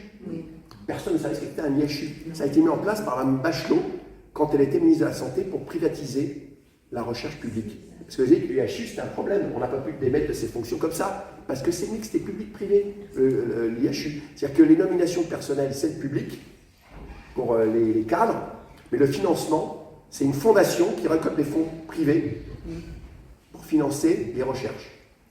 Donc, ces IHU, eh bien, on n'en met pas dans tous les CHU. On n'en met que dans les grands CHU. Et donc, par exemple, dans votre région, il y a une bagarre entre Montpellier et Toulouse. Ce sont quand même des grands CHU. Donc après, Nîmes, Nice, et alors dans le nord de la France, Reims, Rouen, Amiens, Rennes, Brest, tout ça, il y aura toujours marqué CHU, mais il n'y aura plus de recherche. Toute la recherche sera concentrée dans ces fameux IHU, dans les grandes métropoles. Et, vous savez, il y a une règle dans la vie, c'est qui paye décide. À partir du moment où vous êtes financé par des dons du privé, qui décidera des actes de recherche? Ben, le privé, dans le cadre de son intérêt. Et d'ailleurs, aujourd'hui, regardez, l'industrie pharmaceutique, en particulier le fameux champion français de la pharmacie, Sanofi, a supprimé 4000 emplois de chercheurs en France parce qu'il peut s'appuyer sur la recherche publique. Vous savez que tous les nouveaux médicaments, y compris le vaccin Covid, c'est la recherche publique. Eux, ils récupèrent le brevet et ensuite ils se font des couilles en or. Et donc, voilà un petit peu comment on peut organiser les choses. Mais alors, ma brave dame, je termine là-dessus parce que je suis déjà long, c'est la dette qu'on va laisser à nos enfants. Parce que qui va payer? Alors déjà, la dette qu'on va laisser à nos enfants, on va faire un peu d'économie simple. Un État et une famille, c'est pas la même chose en termes de budget. Alors je ne sais pas ici comment vous fonctionnez, si vous avez des caves, ou vous avez une machine pour imprimer des billets. Mais vous voyez, parce que la différence entre une famille et un État, c'est qu'a priori une famille, d'une part, elle ne fabrique pas de billets. Et puis quand elle emprunte, c'est maximum sur 25-30 ans, quand on est très jeune. Il faut rembourser. Les États, ils peuvent emprunter sur très très longtemps. Juste vous donner un exemple. L'Angleterre, vous savez, il y a eu Waterloo. Et pour battre Napoléon à Waterloo, il fallait qu'il reconstitue une armée. Il y a eu besoin de beaucoup de parts d'argent. L'État anglais n'était pas très riche, il a emprunté en 1812 et 1813. L'emprunt de 1812-1813 qui a permis de constituer l'armée, qui a permis de battre Napoléon, l'Angleterre a fini de le rembourser en 1950. Donc vous voyez, entre une famille et un État, donc la dette qu'on va laisser à nos enfants, non. Ce n'est pas un argument. La question c'est où on met l'argent. Voilà. Et on a besoin d'argent pour la sécurité sociale, pour les services publics. Ben, pour la sécurité sociale, il n'y a aucun problème. Le déficit de la sécurité sociale, il a été à son maximum à 20 milliards d'euros, toutes branches confondues, toutes prestations confondues. Je vous ai dit, rien que les exonérations de cotisations sociales aux entreprises, c'est 80 milliards. L'ensemble des aides aux entreprises, soi-disant pour créer l'emploi et diminuer le chômage, c'est 200 milliards. 200 milliards. Là, cette année, on n'est pas à 20 milliards de déficit pour la Sécu, on est à 10, 15. Bon. Voilà. Donc, c'est une question de choix politique. Il faut mettre l'argent là où sont les besoins. Moins d'aide aux entreprises, ça fera un petit peu moins de dividendes aux actionnaires, mais enfin, ils se sont gavés, là, hein. Cette année, ils se sont gavés, mais grave. Donc, ce ne sera pas un drame pour eux, et ça permet de rétablir les comptes. On a besoin de plus d'argent. On a besoin de plus d'argent, et qu'on l'utilise mieux, qu'on le gère mieux. Et bien, pour mieux le gérer, ce que propose la CGT, c'est d'aller vers l'extinction des assurances maladie complémentaires, et que sur une fiche de paye, on ait une seule ligne, cotisation sécurité sociale. Voilà. Et dites à vos enfants, à vos petits-enfants, que quand ils ont leur première fiche de paye, leur salaire, c'est ce qui est marqué en tout petit, c'est le coût total employeur. Il n'y a pas de charge patronale. C'est une partie de notre salaire que nos anciens ont décidé de mettre dans une caisse qui s'appelle la sécurité sociale. Mais c'est notre argent. Si vous allez aux États-Unis, un smicard va vous dire « je gagne 2200 €. » Eh oui, parce que c'est à lui de se payer son assurance santé et son fonds de pension sur sa retraite. Comme ces 2200 €, il les dépense pour vivre, eh bien, il n'a pas d'assurance santé et il n'a pas de retraite. C'est la raison pour laquelle vous avez des gens qui ne sont pas soignés aux États-Unis, comme je vous l'ai dit tout à l'heure, et que vous avez des personnes de 80 balais qui sont en train de débarrasser les tables dans les McDo parce qu'il faut qu'ils aient un revenu complémentaire, autrement ils crèvent la dalle. Donc ce n'est pas de ces sociétés-là dont on veut. Donc on a des propositions. Et ici, on a discuté tout à l'heure sur Arles. Eh bien, il y a deux actions immédiates. C'est contester le montage financier avec la clinique Elsan et dire que ce n'est pas la solution et que ce qu'on veut, c'est le même montage que pour la clinique Paoli dans un premier temps. Donc ça a été fait pour la clinique Paoli, donc ça peut être fait pour la clinique Elsan. Et la deuxième chose, c'est que l'hôpital, en lien avec les CTTS et tous les acteurs locaux, propose eh bien, le développement de centres de santé là où sont les besoins, dans le grand bassin d'Arles et au centre d'Arles.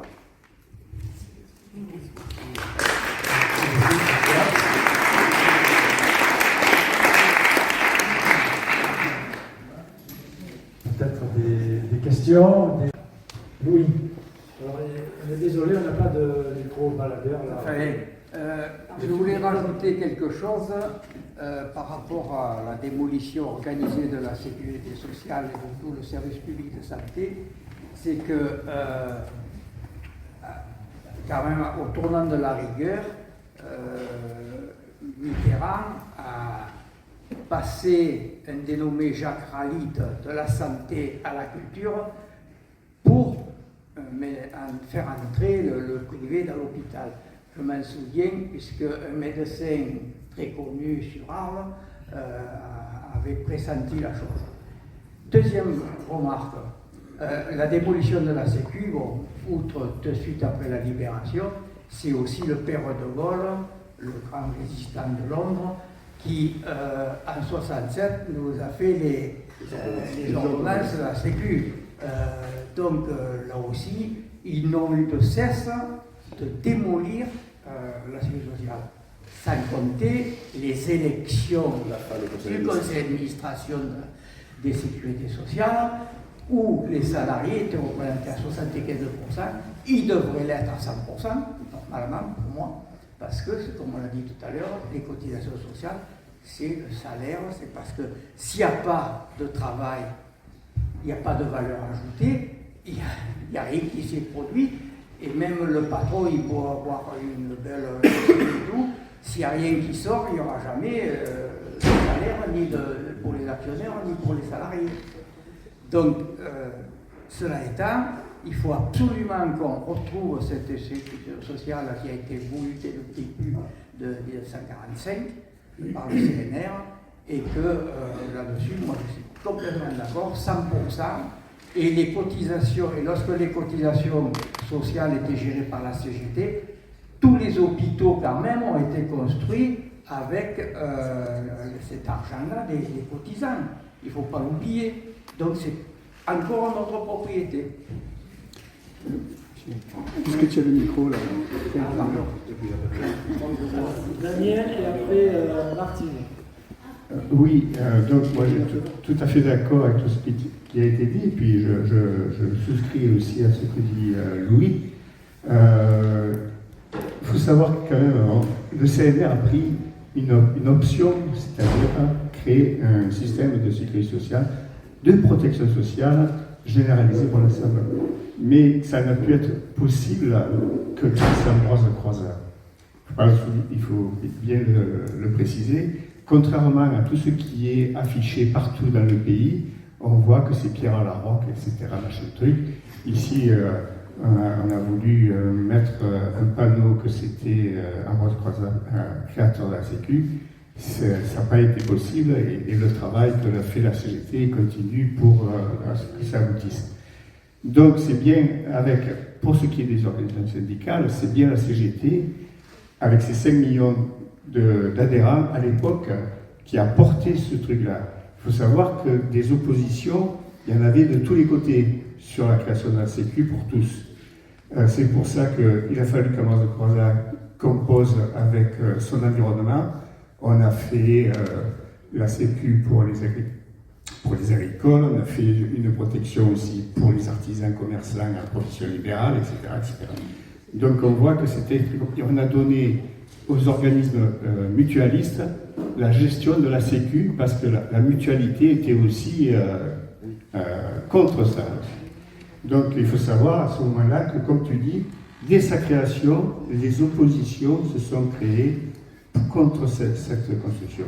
Et De Gaulle, d'ailleurs, il n'a pas attendu, il est parti, lui, il a laissé le bébé aux organisations progressistes pour faire cette construction. Je témoignerai, moi, effectivement, que sur la catastrophe, je dirais, moi, sanitaire qu'il y a, j'ai voulu ce matin prendre un rendez-vous à un cardiologue. Eh bien, on m'a proposé mars 2025. Je vais te dire dans un an. Et voilà, mars 2025, je suis allé sur un truc, j'ai fait tout un répertoire, je suis allé jusqu'à dire, c'était, on ne prend pas de rendez-vous. Impossible. Je veux dire, là, il y a vraiment un problème. Sur le danger de notre protection sociale, c'est effectivement les assurances qui font du complémentaire, qui ont le nom fictif de mutuelle, souvent, mutuelle, assurance. Il faut plus parler de mutuelle, il faut parler d'assurance. Là, il faut dire assurance, effectivement, c'est bien, moi j'insiste bien là-dessus. Et c'est le cheval de Troie de la Sécu. Aujourd'hui, les gouvernements proposent de soutenir les complémentaires santé. Dans la bataille, on met tout le monde à égalité, c'est-à-dire vraie mutuelle et fausse mutuelle, c'est-à-dire vraie assurance. Et il faut passer des conventionnements, ou alors c'est des accords particuliers, on fait des appels d'offres, etc.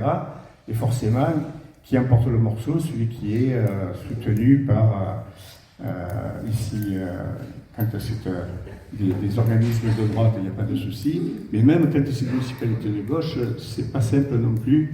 En général, on regarde le moins 10 ans, etc., sans savoir ce qu'il y a derrière. Donc vraiment, le cheval de bataille, c'est la complémentaire santé.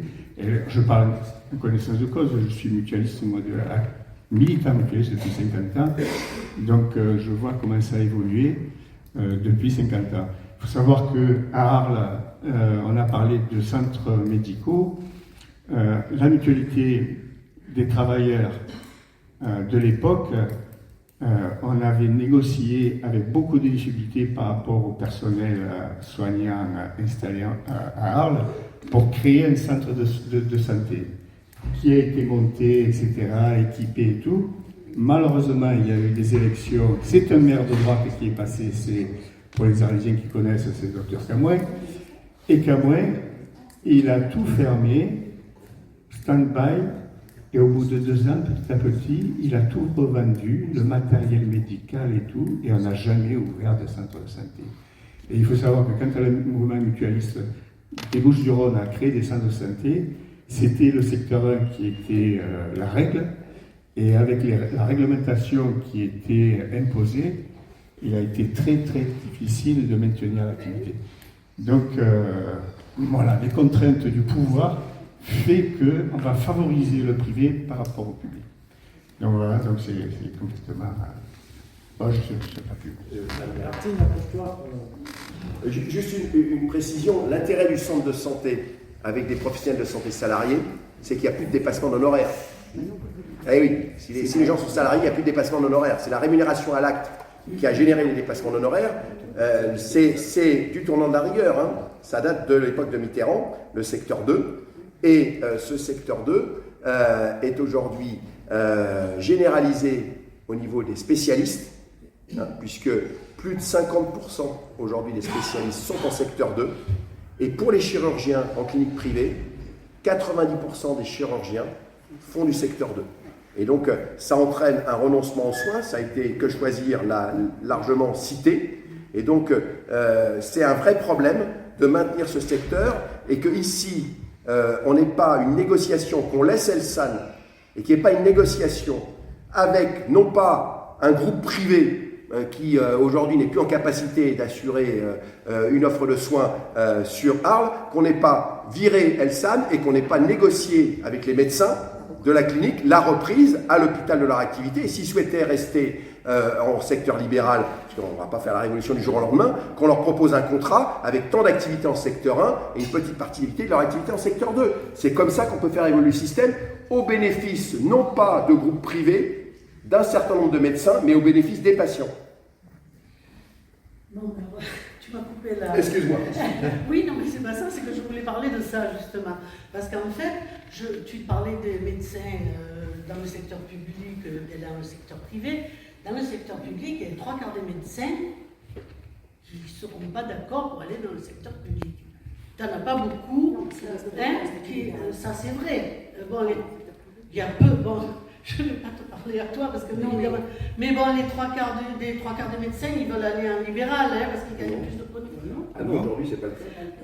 Chez les jeunes, c'est pas le cas.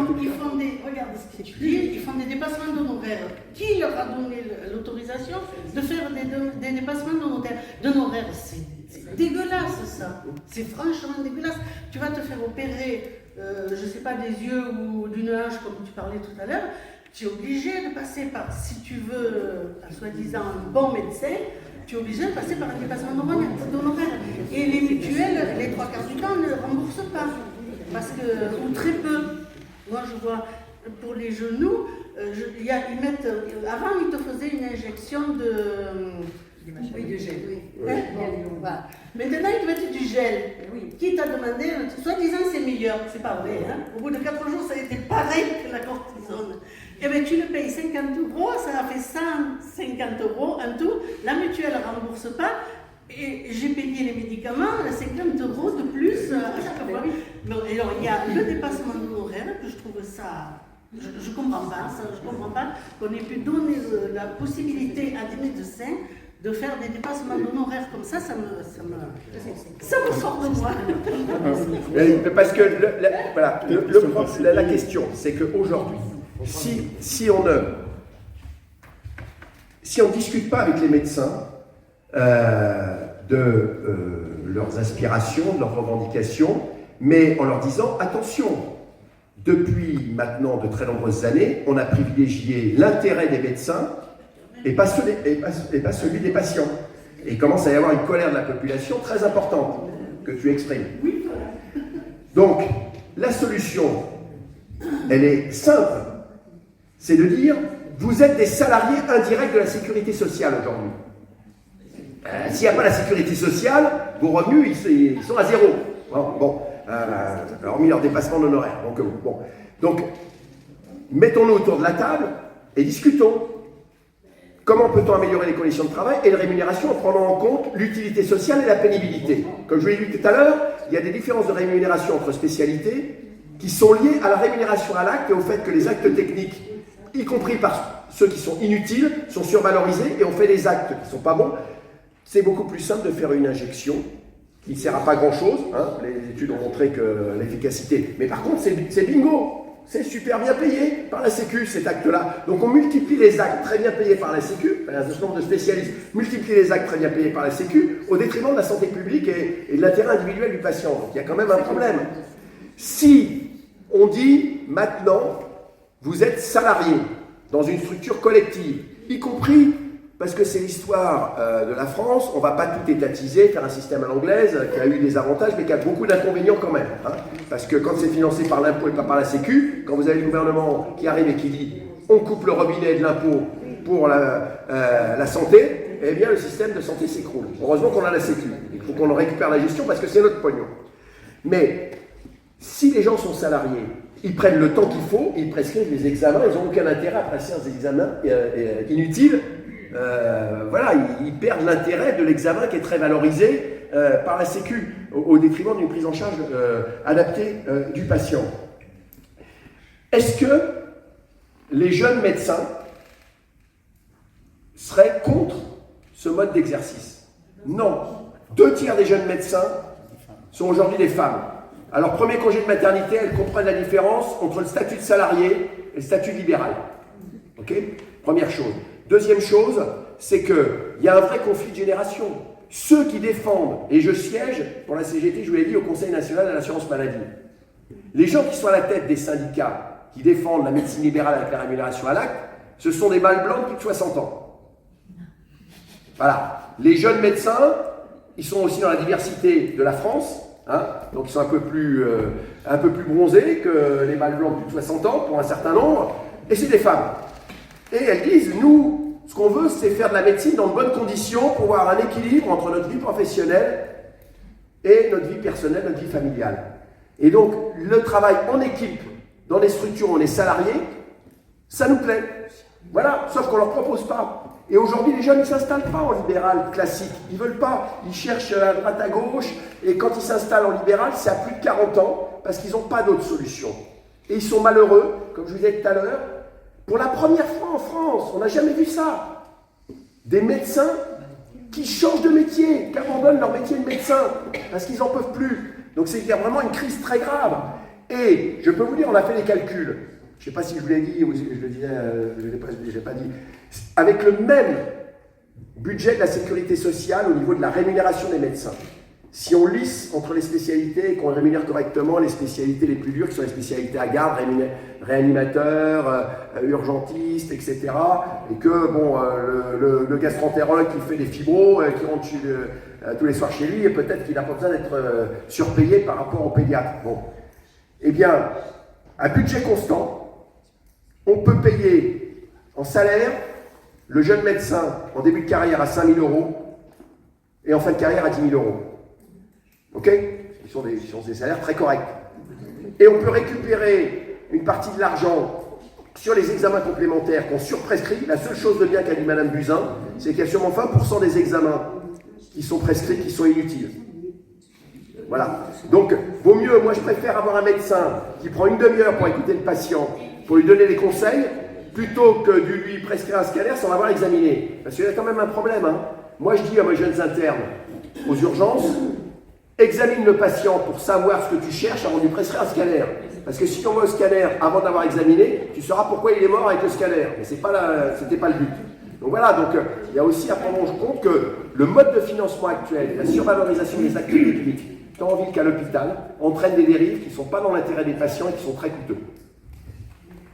Je te trouve très optimiste. Ah, il faut être optimiste dans la vie. Hein. C'est bon pour le moral et c'est bon pour la santé. Il y a quelqu'un? Avant que Daniel reprenne la parole, il y a d'autres... Moi j'ai une question sur les centres de santé. J'ai une question sur les centres de santé parce qu'il y a quand même beaucoup d'expériences actuelles qui sont mises en place avec dans certains conseils départementaux ou même conseils régionaux qui ont monté des centres de santé salariés de médecins. Donc, hein, voilà. Après, donc, est-ce que, j'allais dire entre guillemets, ça veut dire qu'on considère que la personne salariée de médecin dans le centre de santé va payer quoi? Non, non. Le fait que les collectivités locales, aujourd'hui, créent des centres de santé, comme le département de Saône-et-Loire. Le département de Saône-et-Loire, il est présidé par M. Akari, qui a apparenté les Républicains. Ok? Il a envoyé chier l'ARS. Parce qu'il a dit les maisons de santé pluriprofessionnelles que vous me proposez, vous me demandez de payer les locaux pour les médecins libéraux, ils viennent, après ils me demandent la voiture, la piscine, et c'est pas possible. Les médecins roumains, ils sont venus, ils sont repartis. Donc moi je crée un centre de santé départemental, il pensait embaucher au départ 30 médecins, il en est à 70 en lien avec l'hôpital et ça fonctionne. Mais c'est pas aux collectivités locales de payer pour la santé, c'est pas dans leur responsabilité. Il y a une responsabilité politique. À dire on a besoin d'un centre de santé, je peux y compris aider en subvention à l'investissement, mais la gestion, monsieur le directeur, madame la directrice de l'ARS, c'est à vous de vous en occuper, en lien avec la Sécu, parce qu'aujourd'hui, le mode conventionnel fait que vous êtes mieux payé, vous avez plus de subventions quand vous êtes libéral que quand vous montez en centre de santé. C'est dégressif dans le centre de santé. Donc aujourd'hui, effectivement, un certain nombre de centres de santé sont déficitaires et aux collectivités locales de payer, ou aux mutuelles. Quand elles gèrent des centres de santé. Donc c'est niette. Donc c'est pour ça qu'on demande que la convention médicale laisse le choix entre l'exercice individuel, libéral pour ceux qui veulent poursuivre, mais qu'on offre une alternative avec un certain nombre d'avantages, parce que ça permet de réguler l'installation des médecins, qui permettent qu'on prenne en compte la réalité de la population dont on a la charge, parce qu'un centre de santé à Arles ou un centre de santé chez moi à Bobigny, c'est pas la même population et c'est pas le même coût à la sortie. Donc il faut qu'il y ait effectivement ce qu'on commence à faire, une dotation populationnelle qui soit pas la même. Et après, nous, on n'est pas exclusif. Les propositions de la CGT, elles sont très ouvertes. On dit, ça peut être un centre de santé rattaché à un hôpital, statut fonction publique hospitalière, mais ça peut être un centre de santé rattaché à une collectivité locale pour l'investissement et qu'on laisse la gestion professionnelle de santé sur une organisation de type coopérative. On a commencé des expériences et ça marche bien. Et il n'y a même pas besoin d'une nouvelle loi, puisque la loi Hamon, avec les sociétés commerciales d'intérêt collectif, ça correspond tout à fait à ce dont on a besoin pour gérer un centre de santé. Donc on a les outils. Ce qui manque, c'est la volonté politique. Voilà. La volonté politique aujourd'hui, c'est de dire on privatise la santé, on privilégie Elsan, Ramsay, Orpea, tous ces fossoyeurs qui sont des prédateurs. Voilà, la santé ne doit pas relever du secteur marchand. Et donc c'est ça qu'il faut affirmer clairement. Parce que le problème, c'est que à partir du moment où ça devient une marchandise, on recherchera la rentabilité. Et la logique qui a été imposée à l'hôpital avec la tarification à l'activité, qui est une logique productiviste issue de l'industrie, fait qu'on a des malades rentables et des malades non rentables. En particulier en pneumologie, les malades, ils ne sont pas très rentables. Hein, voilà. Par contre, il vaut mieux faire de la chirurgie ambulatoire, ça c'est très rentable.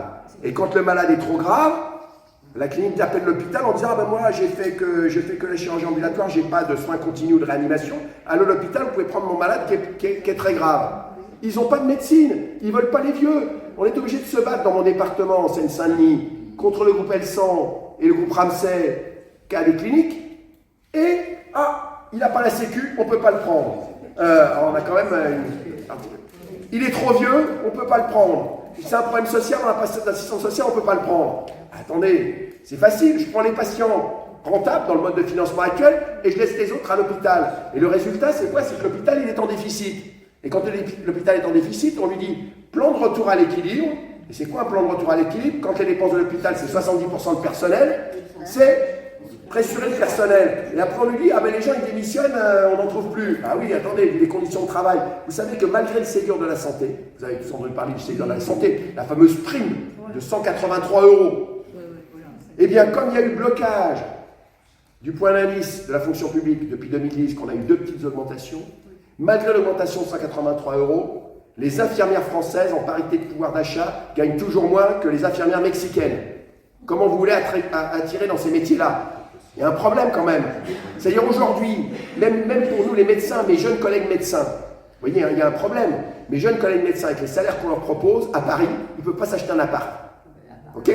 Parce que, ils se sentent déclassés socialement.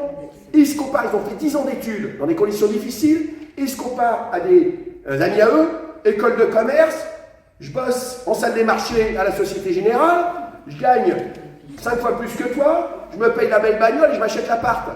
Qui est le plus utile pour la société? le trader dans la salle des marchés à la Société Générale, quand il fait des conneries, on est obligé de rembourser avec nos impôts, ou le médecin réanimateur en néonatologie. C'est ça qu'il faut se poser comme question. Il y a un moment donné, c'est plus possible.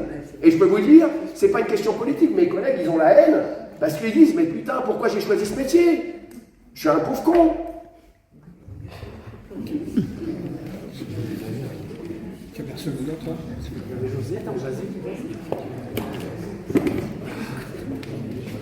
Tu fais vite parce que Je vais faire vite ici.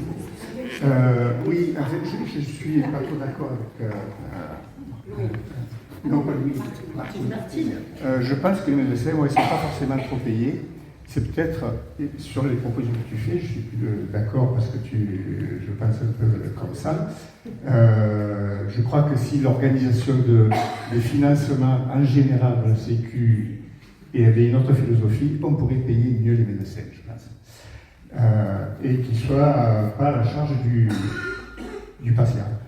Entre parenthèses sur les dépassements de tarifs et d'honoraires, sur les dépassements, donc c'est vrai qu'il y a des scandales. Par exemple, pour une opération de la hanche, j'ai quelqu'un que je connais bien, 3 000 € de dépassement d'honoraires.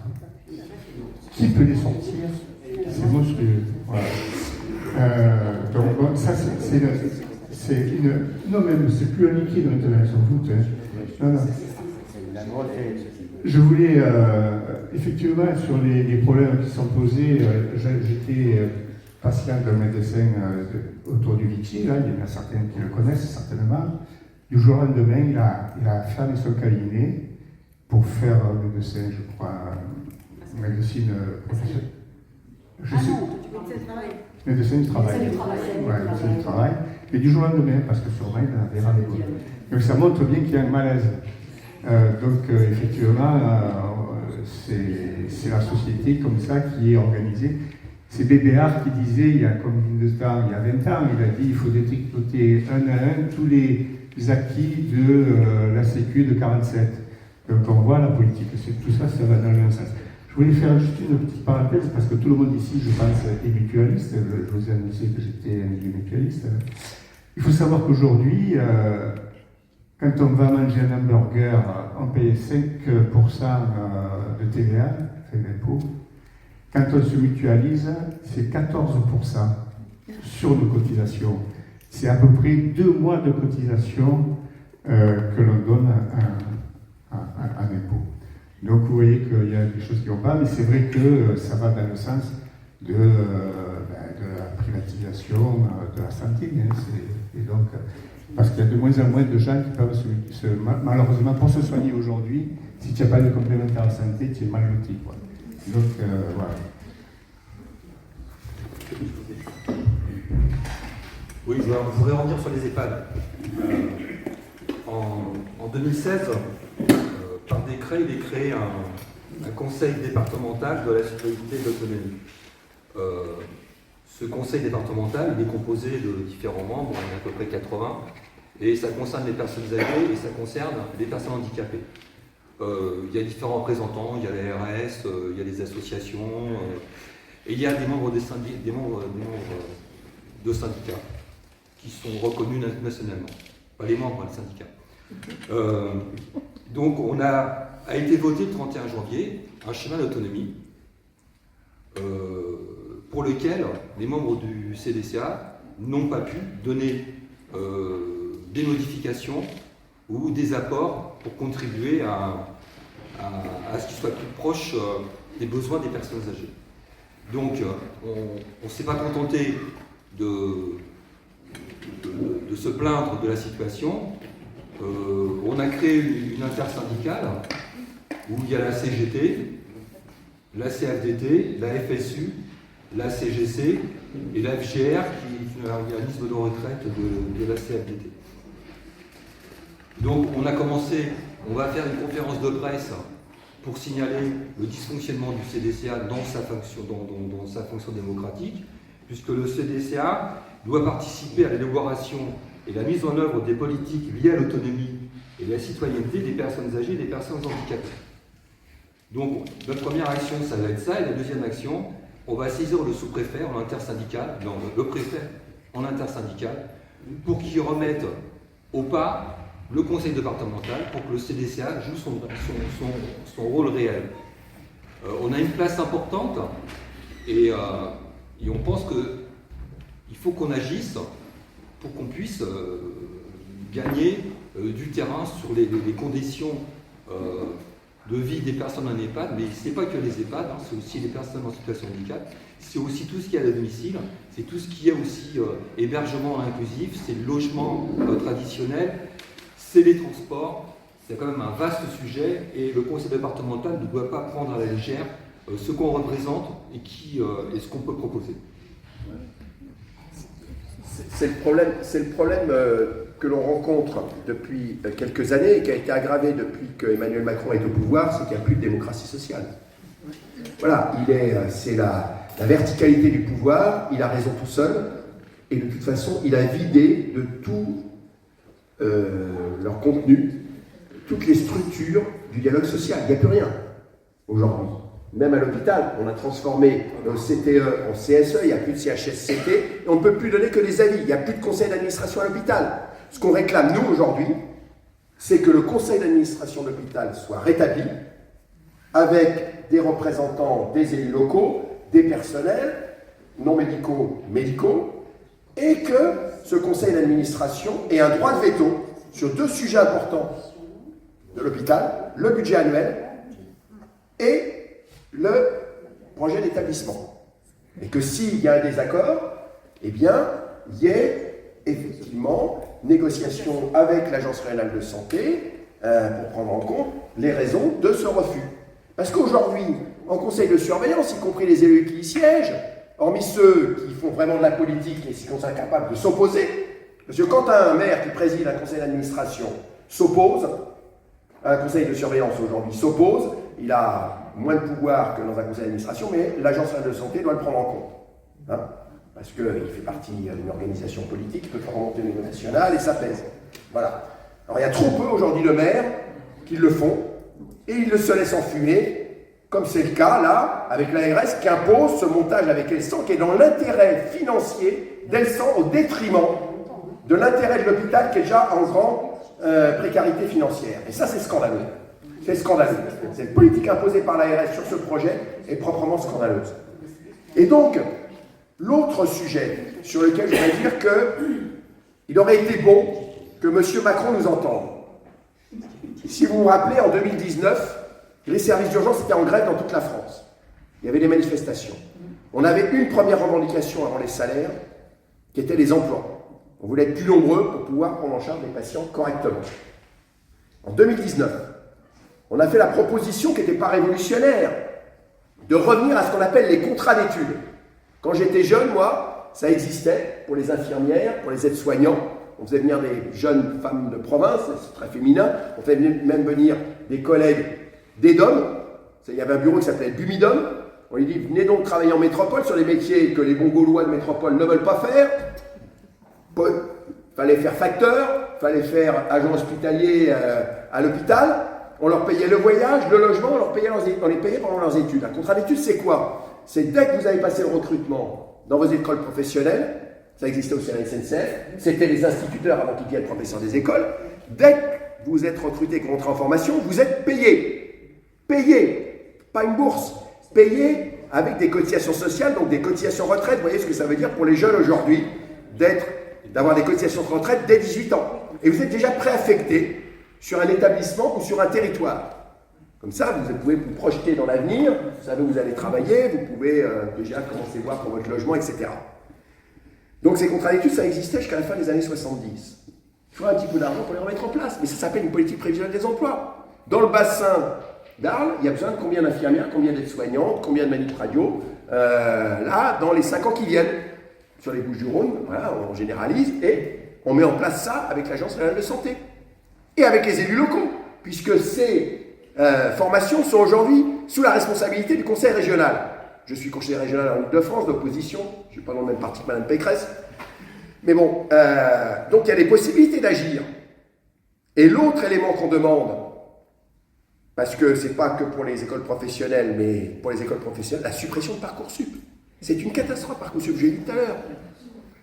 Si on n'est pas motivé et qu'on n'a pas son choix dans ce métier-là pour rentrer dans l'école qu'on a souhaité, c'est une catastrophe. Le taux d'échec et d'abandon, catastrophique. Donc vous voyez, c'est simple. Il suffit de dire Parcoursup, avant de supprimer pour tout le monde, ce qui est une revendication, mais avant de supprimer pour tout le monde, supprimons-le pour les écoles professionnelles. Mettons en place des contrats d'études, en lien avec les conseils régionaux qui payent des bourses aujourd'hui, mais autant qu'avec l'État, ils mettent en place ces contrats d'études, et on aura les professionnels dont on a besoin. Parce que si M. Macron nous avait écouté en 2019, il faut 1 an pour former une aide-soignante, 3 ans pour former une infirmière. On ne fermerait pas des lits, comme c'est le cas dans mon établissement, l'assistance publique, où 10% des lits sont fermés aujourd'hui, parce qu'on manque d'infirmières. Voilà. Donc, il y a des solutions. Et des solutions qui peuvent partir du local. On analyse localement ce dont on a besoin. Donc, ça s'appelle un plan emploi-formation. C'est une revendication majeure de la CGT. Avant même les salaires. Parce que quand vous tournez dans les services, quand vous allez voir les professionnels, même à l'extérieur de l'hôpital, avant de vous parler pognon, ils vous parlent conditions de travail. Voilà. Et pour mieux travailler, il faut être plus nombreux. Voilà. Donc c'est clair. Donc la bonne solution, c'est de se battre localement pour dire combien il manque de personnel ici sur le bassin d'Arles. Et il y a un IFSI, il y a un IFAS. Et voilà, mettons en place des contrats d'études et comme ça on aura des infirmières, des aides-soignantes pour les EHPAD, pour le médico-social, pour l'hôpital, pour la ville. Voilà. Et il faut aussi prendre en compte le fait qu'il faut qu'on ait des formations qui soient adaptées aux besoins. Voilà. Vous savez, si personne ne veut s'installer en province dans les coins reculés, c'est parce que les étudiants qui font des études de médecine, il y a une telle sélection sociale que ce sont très majoritairement, quasiment exclusivement, des enfants issus des catégories socio-professionnelles supérieures habitant les métropoles. Donc quand ils s'installent, ils s'installent en métropole. Donc il faut permettre à des jeunes issus de la campagne, du milieu ouvrier, du milieu des enfants d'employés, puissent faire des études de médecine dans de bonnes conditions, en les payant pendant leurs études, parce que c'est des études qui coûtent cher. Voilà, parce qu'autrement, on n'y arrivera pas. Et ça, c'est pas la CGT qui le dit. C'est une enquête qui a été publiée dans le petit journal qui est édité par le ministère de la Santé, par l'adresse, qui est la direction des recherches, qui montre que dans tous les pays riches et développés, on a le même problème. Y compris dans les pays qui sont à un stade intermédiaire de développement comme le Brésil. Pourquoi M. Lula, lors de sa première présidence, a fait appel à 4000 médecins cubains? Parce qu'aucun médecin formé au Brésil et qui était issu des CSP+, voulait aller travailler dans le Mato Grosso, dans les zones reculées du Brésil. Et les seuls médecins qui étaient compétents et formés pour ça, c'était les médecins cubains. Et l'autre chose, c'est qu'il faut arrêter de survaloriser la technique. Comme je vous l'ai dit, aujourd'hui, l'essentiel de la médecine, c'est les plus de 50 ans atteints de maladies chroniques. Donc la médecine, il faut revenir aux fondamentaux. C'est le physique, mais c'est le psychologique et le social. C'est un ensemble. Et donc les sciences humaines, il faut remettre un peu de sciences humaines dans les formations des professionnels de santé. Voilà. Vous vivez où? D'où vous venez? Quels sont vos problèmes? Est-ce que vous avez des soucis familiaux au boulot en ce moment, etc. Voilà, c'est un ensemble. Il faut prendre du temps. Vous voyez? Avant de prescrire le soi-disant médicament fantastique contre l'obésité avec le laboratoire danois qui se fait des couilles en or, écoutez, ça prend du temps. Avec le médecin, l'infirmière, la diététicienne, pour savoir comment les gens mangent, s'ils font de l'activité physique, comment ils vivent, etc. Ça nécessite plusieurs heures. Sauf qu'aujourd'hui, si vous faites ça, non seulement il n'y a pas de temps, mais si vous le faites, vous n'êtes pas payé. Parce que ce n'est pas un acte qui est payé par la Sécu, ça. Donc vous ne faites pas. Voilà. Donc, vous voyez, on ne soigne pas de la même manière. Si vous n'avez pas fait de l'ethnographie, un délire du fin fond du Limousin ou un délire d'une Antillaise, la culture vaudou. Donc, si vous ne connaissez pas les cultures, ça sera très difficile de prendre en charge les gens. Voilà. Donc, ça nécessite, le facteur humain est essentiel. Et le premier reproche que font les gens aujourd'hui au monde de la santé, c'est on ne m'écoute pas, je ne peux rien dire. Quand je pose une question, on ne m'explique pas, je ne comprends rien. Je prends des médicaments, je ne sais pas à quoi ils servent. Et le résultat, c'est que non seulement on prescrit trop de médicaments, 10% du passage aux urgences, ce sont les effets secondaires des traitements médicaux. Et dans 8 cas sur 10 de ces 10%, dans 8%, ce sont les effets secondaires des médicaments. Pourquoi? Parce qu'on n'explique pas aux gens qu'un médicament, ça a des effets bénéfiques, mais ça a des effets secondaires. S'ils ressentent les effets secondaires, on leur explique quels sont les effets secondaires, ils en parlent au médecin, on voit s'il ne faut pas changer de médicament. Et puis surtout, il faut peut-être prescrire moins de médicaments. Hein, il y a d'autres traitements que les médicaments. Vous voyez, prescrire des médicaments pour l'insuffisance veineuse, tous les médicaments pour l'insuffisance veineuse, c'est poubelle. Par contre, prescrire des bas, savoir comment on prescrit des bas, essayer avec le pharmacien pour avoir des bas corrects, etc., apprendre à les mettre, aider les personnes âgées à mettre les bas anti-contention, ça c'est du bon boulot. Et ça va améliorer. Apprendre aux gens que s'ils ont une insuffisance veineuse, eh ben, d'aller marcher dans la mer régulièrement, ça fera du bien avec la pression. Vous voyez? Ça c'est de la bonne médecine. Voilà, mais ça ne rapporte pas. Voilà. Donc, c'est tout ça qu'il faut prendre en compte. Donc, ça veut dire aussi changer le contenu des études de médecine. Et pour qu'on change la manière dont les professionnels de santé travaillent, c'est une recommandation de l'Organisation mondiale de la santé.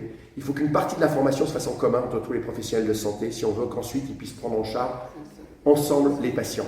Donc, ça veut dire, qu'est-ce qu'on réclame? Quelle est la revendication de la CGT? C'est d'aller vers des universités de la santé, où l'ensemble des professionnels sont formés ensemble, en particulier sur les matières transversales, les sciences humaines, pour qu'ensuite ils puissent travailler ensemble en se connaissant, et puis surtout que l'on se respecte. C'est-à-dire qu'aujourd'hui, vous savez, dans le cadre de la discussion sur la convention médicale, un médecin nous a dit « Ah, mais c'est un scandale qu'on puisse laisser les pharmaciens et les infirmières vacciner, parce que ce sont des actes qu'on fait rapidement, et qui nous permettent de faire rentrer des consultations en 5 minutes. » Je dis, mon gars, t'as pas fait 10 ans d'études pour vacciner. Voilà. Pendant la période Covid, les pompiers vaccinaient, les secouristes vaccinaient. Toi, médecin, c'est pour les 10% de patients qui ont des problèmes médicaux graves, où il faut une expertise pour savoir le vaccin, etc. Mais autrement, sur le reste, non. Donc, non aux cabines de télémédecine, mais oui aux pharmaciens qui donnent des conseils sur les médicaments, oui à l'infirmière qui vous fait l'étude quand vous êtes obèse sur la manière dont vous vous comportez. Respectons-nous entre professionnels, et c'est pas, comme c'est fait par le gouvernement aujourd'hui avec leurs fameuses infirmières de pratique avancée, faire par des infirmières ce que les médecins ne veulent plus faire, sans que les infirmières soient mieux rémunérées, et sans qu'il y ait vraiment de collaboration. Ça, c'est du glissement de tâches. Non, on travaille. Vous savez, si on a un couple médecin-infirmière qui travaillent ensemble, eh bien pour les personnes âgées à domicile qui commencent à être dépendantes, elles pourraient rester beaucoup plus longtemps chez elles dans de meilleures conditions qu'en EHPAD. Parce que oui, le médecin passe pour la visite à domicile, il faudrait qu'il refasse des visites à domicile. Vous savez qu'il n'y a quasiment plus aucune visite à domicile aujourd'hui, parce que c'est chronophage, n'est pas assez bien payé. Sauf que, qu'est-ce qui se passe? S'il n'y a pas de visite à domicile, eh bien c'est pompiers, urgence. Donc on a proposé à l'assurance maladie, pour faire les visites à domicile, payer donc un chauffeur et une voiture au médecin. Comme ça, il sera dans de bonnes conditions pour aller faire ses visites à domicile, en particulier la nuit. Ça coûtera moins cher que 2 appels aux pompiers pendant la nuit. Parce que l'envoi d'une équipe pompier pour amener aux urgences, rien que le véhicule pompier, ça vous coûte entre 300 et 400 euros le déplacement des véhicules pompiers, et le passage aux urgences, c'est minimum 250 euros. Alors même si vous payez la consultation à domicile 100 euros, voire même 150 euros si le médecin reste longtemps, mais si on veut que ça marche, il faut que le médecin, il ait sa collègue infirmière qui le lendemain matin, ou l'après-midi, viennent pour les soins. Voilà, autrement ça ne marche pas. Autrement on voit les gens qui viennent aux urgences pour refaire un pansement. Non mais attendez, là c'est pas possible. Donc les urgences sont le miroir grossissant de tous les dysfonctionnements du système de santé. Si on veut moins de passage aux urgences, c'est pas en mettant, comme l'a proposé la l'inénarrable député Meignet, là, ce petit jeune urgentiste là, qui aurait mieux fait de rester dans son hôpital que de devenir député, proposer le forfait de passage aux urgences. On va taxer le patient parce que, vous savez, c'est la technique, c'est la stratégie du bouc émissaire. Hein. Si on est dans la merde, c'est à cause des immigrés. Hein. S'il y a le déficit sur les allocations familiales, c'est parce qu'il y a un Malien qui a 3 femmes et 12 enfants. Non, mais ça, c'est des épiphénomènes. Hein. Et si les gens sont encombrés, c'est parce que les gens ils viennent pour rien. Oui, il y a des gens, effectivement, qui... Bon, mais bon, c'est pas cela qui nous pose problème. Vous savez, le problème des urgences à l'hôpital, les patients qui viennent pour la consultation, on a mis en place ce qu'on appelle des circuits courts. Donc, ils attendent, consultation, on les voit dehors. Ce qui nous pose problème, c'est les patients qu'on doit hospitaliser, qui sont entre 20 et 25%, et pour lesquels on n'a pas de lit. Et donc ils restent sur des brancards, ou parfois ils meurent sur les brancards, parce qu'il n'y a pas de lit, parce qu'on nous a dit l'ambulatoire. Mais sauf que comme vous avez une population qui vieillit, l'ambulatoire, c'est une toute petite partie de la médecine. C'est les actes chirurgicaux pour les personnes en relativement bonne santé. C'est un vrai progrès, hein. Nous on reste à l'hôpital, mais on se porte quand même. Mais c'est qu'une toute petite partie de la médecine. Et donc on a supprimé 100 000 lits, là, en 25 ans. Et on a supprimé en particulier énormément en psychiatrie. On nous a vendu la fin de l'asile, mais comme je vous l'ai dit, c'est une catastrophe. Voilà, parce que les malades sont dans la rue, les malades psychiatriques sont dans la rue ou en prison, et les personnes âgées, c'est de la véritable maltraitance. Et je vous dis, les retards à la prise en charge, le fait de rester sur un brancard, c'est une étude scientifique qui a été faite par l'université de Poitiers. Quand vous restez sur un brancard et que vous n'êtes pas hospitalisé dans un délai raisonnable, avec des brancardiers qui savent faire, avec des collègues des brancardiers, vous avez une surmortalité globale de 9%, et pour les cas les plus graves de 30%. Donc quand je vous dis qu'il faut que les politiques qui votent les budgets de la sécurité sociale, qui votent les fermetures de lits, etc., ou qui ne s'y opposent pas quand ils sont en poste de responsabilité au conseil de surveillance, à la présidence du conseil de surveillance de l'hôpital, ils ont une responsabilité morale sur ces personnes qui meurent sur les brancards. Moi je le dis comme ça parce que ça suffit, parce que moi c'est mon boulot, hein, et quand vous découvrez, parce qu'on n'a pas pris en charge une personne qui est restée sur un brancard et on la découvre décédée, je peux vous dire que psychologiquement pour le personnel c'est un peu dur.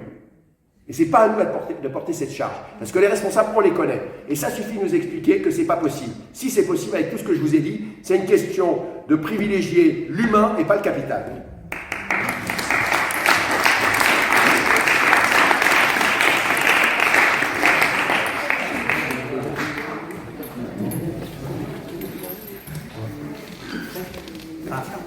Nicolas, un mot peut-être.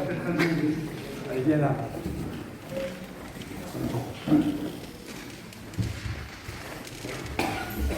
Voilà, bonsoir à tous. Je voulais d'abord remercier tous les intervenants pour la qualité de leurs interventions. Voilà, en tant que secrétaire général de l'Union locale, il fallait quand même que je touche un mot sur les attaques qui sont portées, j'ai envie de dire, contre l'outil CGT. Voilà. Et cet outil CGT, je pense qu'on a tous entendu, on a tous reconnu sa grande qualité aujourd'hui, tant au niveau de l'analyse qu'il peut porter là, sur le sujet de la santé, que sur les propositions qu'il peut émettre. Voilà. Et cet outil CGT sur la localité, il est attaqué. Il est attaqué au niveau du personnel communal, puisque la municipalité a réduit au strict minimum les moyens syndicaux pour les syndicats et territoriaux. Et puis il est attaqué bien entendu au niveau de l'union locale. La première attaque, ça a été de nous supprimer la subvention de fonctionnement. Elle est aujourd'hui, depuis 3 ans, réduite à égale à 0. Et puis de nous attaquer sur nos locaux. Et les locaux qu'on occupe depuis 124 ans ici, vous vous en rendez compte ce soir, c'est un outil extraordinaire. Voilà, cette grande salle que le maire veut nous enlever, c'est l'outil qui nous permet d'organiser, comme ce soir, des conférences qui sont extrêmement intéressantes et très enrichissantes. Voilà. Le maire va aussi nous enlever de nos bureaux historiques pour nous mettre derrière bien invisibles. Voilà, donc je voulais vous dire qu'il est important que vous nous souteniez dans notre combat. Vous avez des cartes pétitions qui sont à disposition à la fois pour vous et pour vos proches. Et puis, voilà, donc soutenez-nous dans notre combat qui risque d'être long et difficile. Et voilà, encore merci pour cette conférence et aux intervenants pour cette conférence de grande qualité.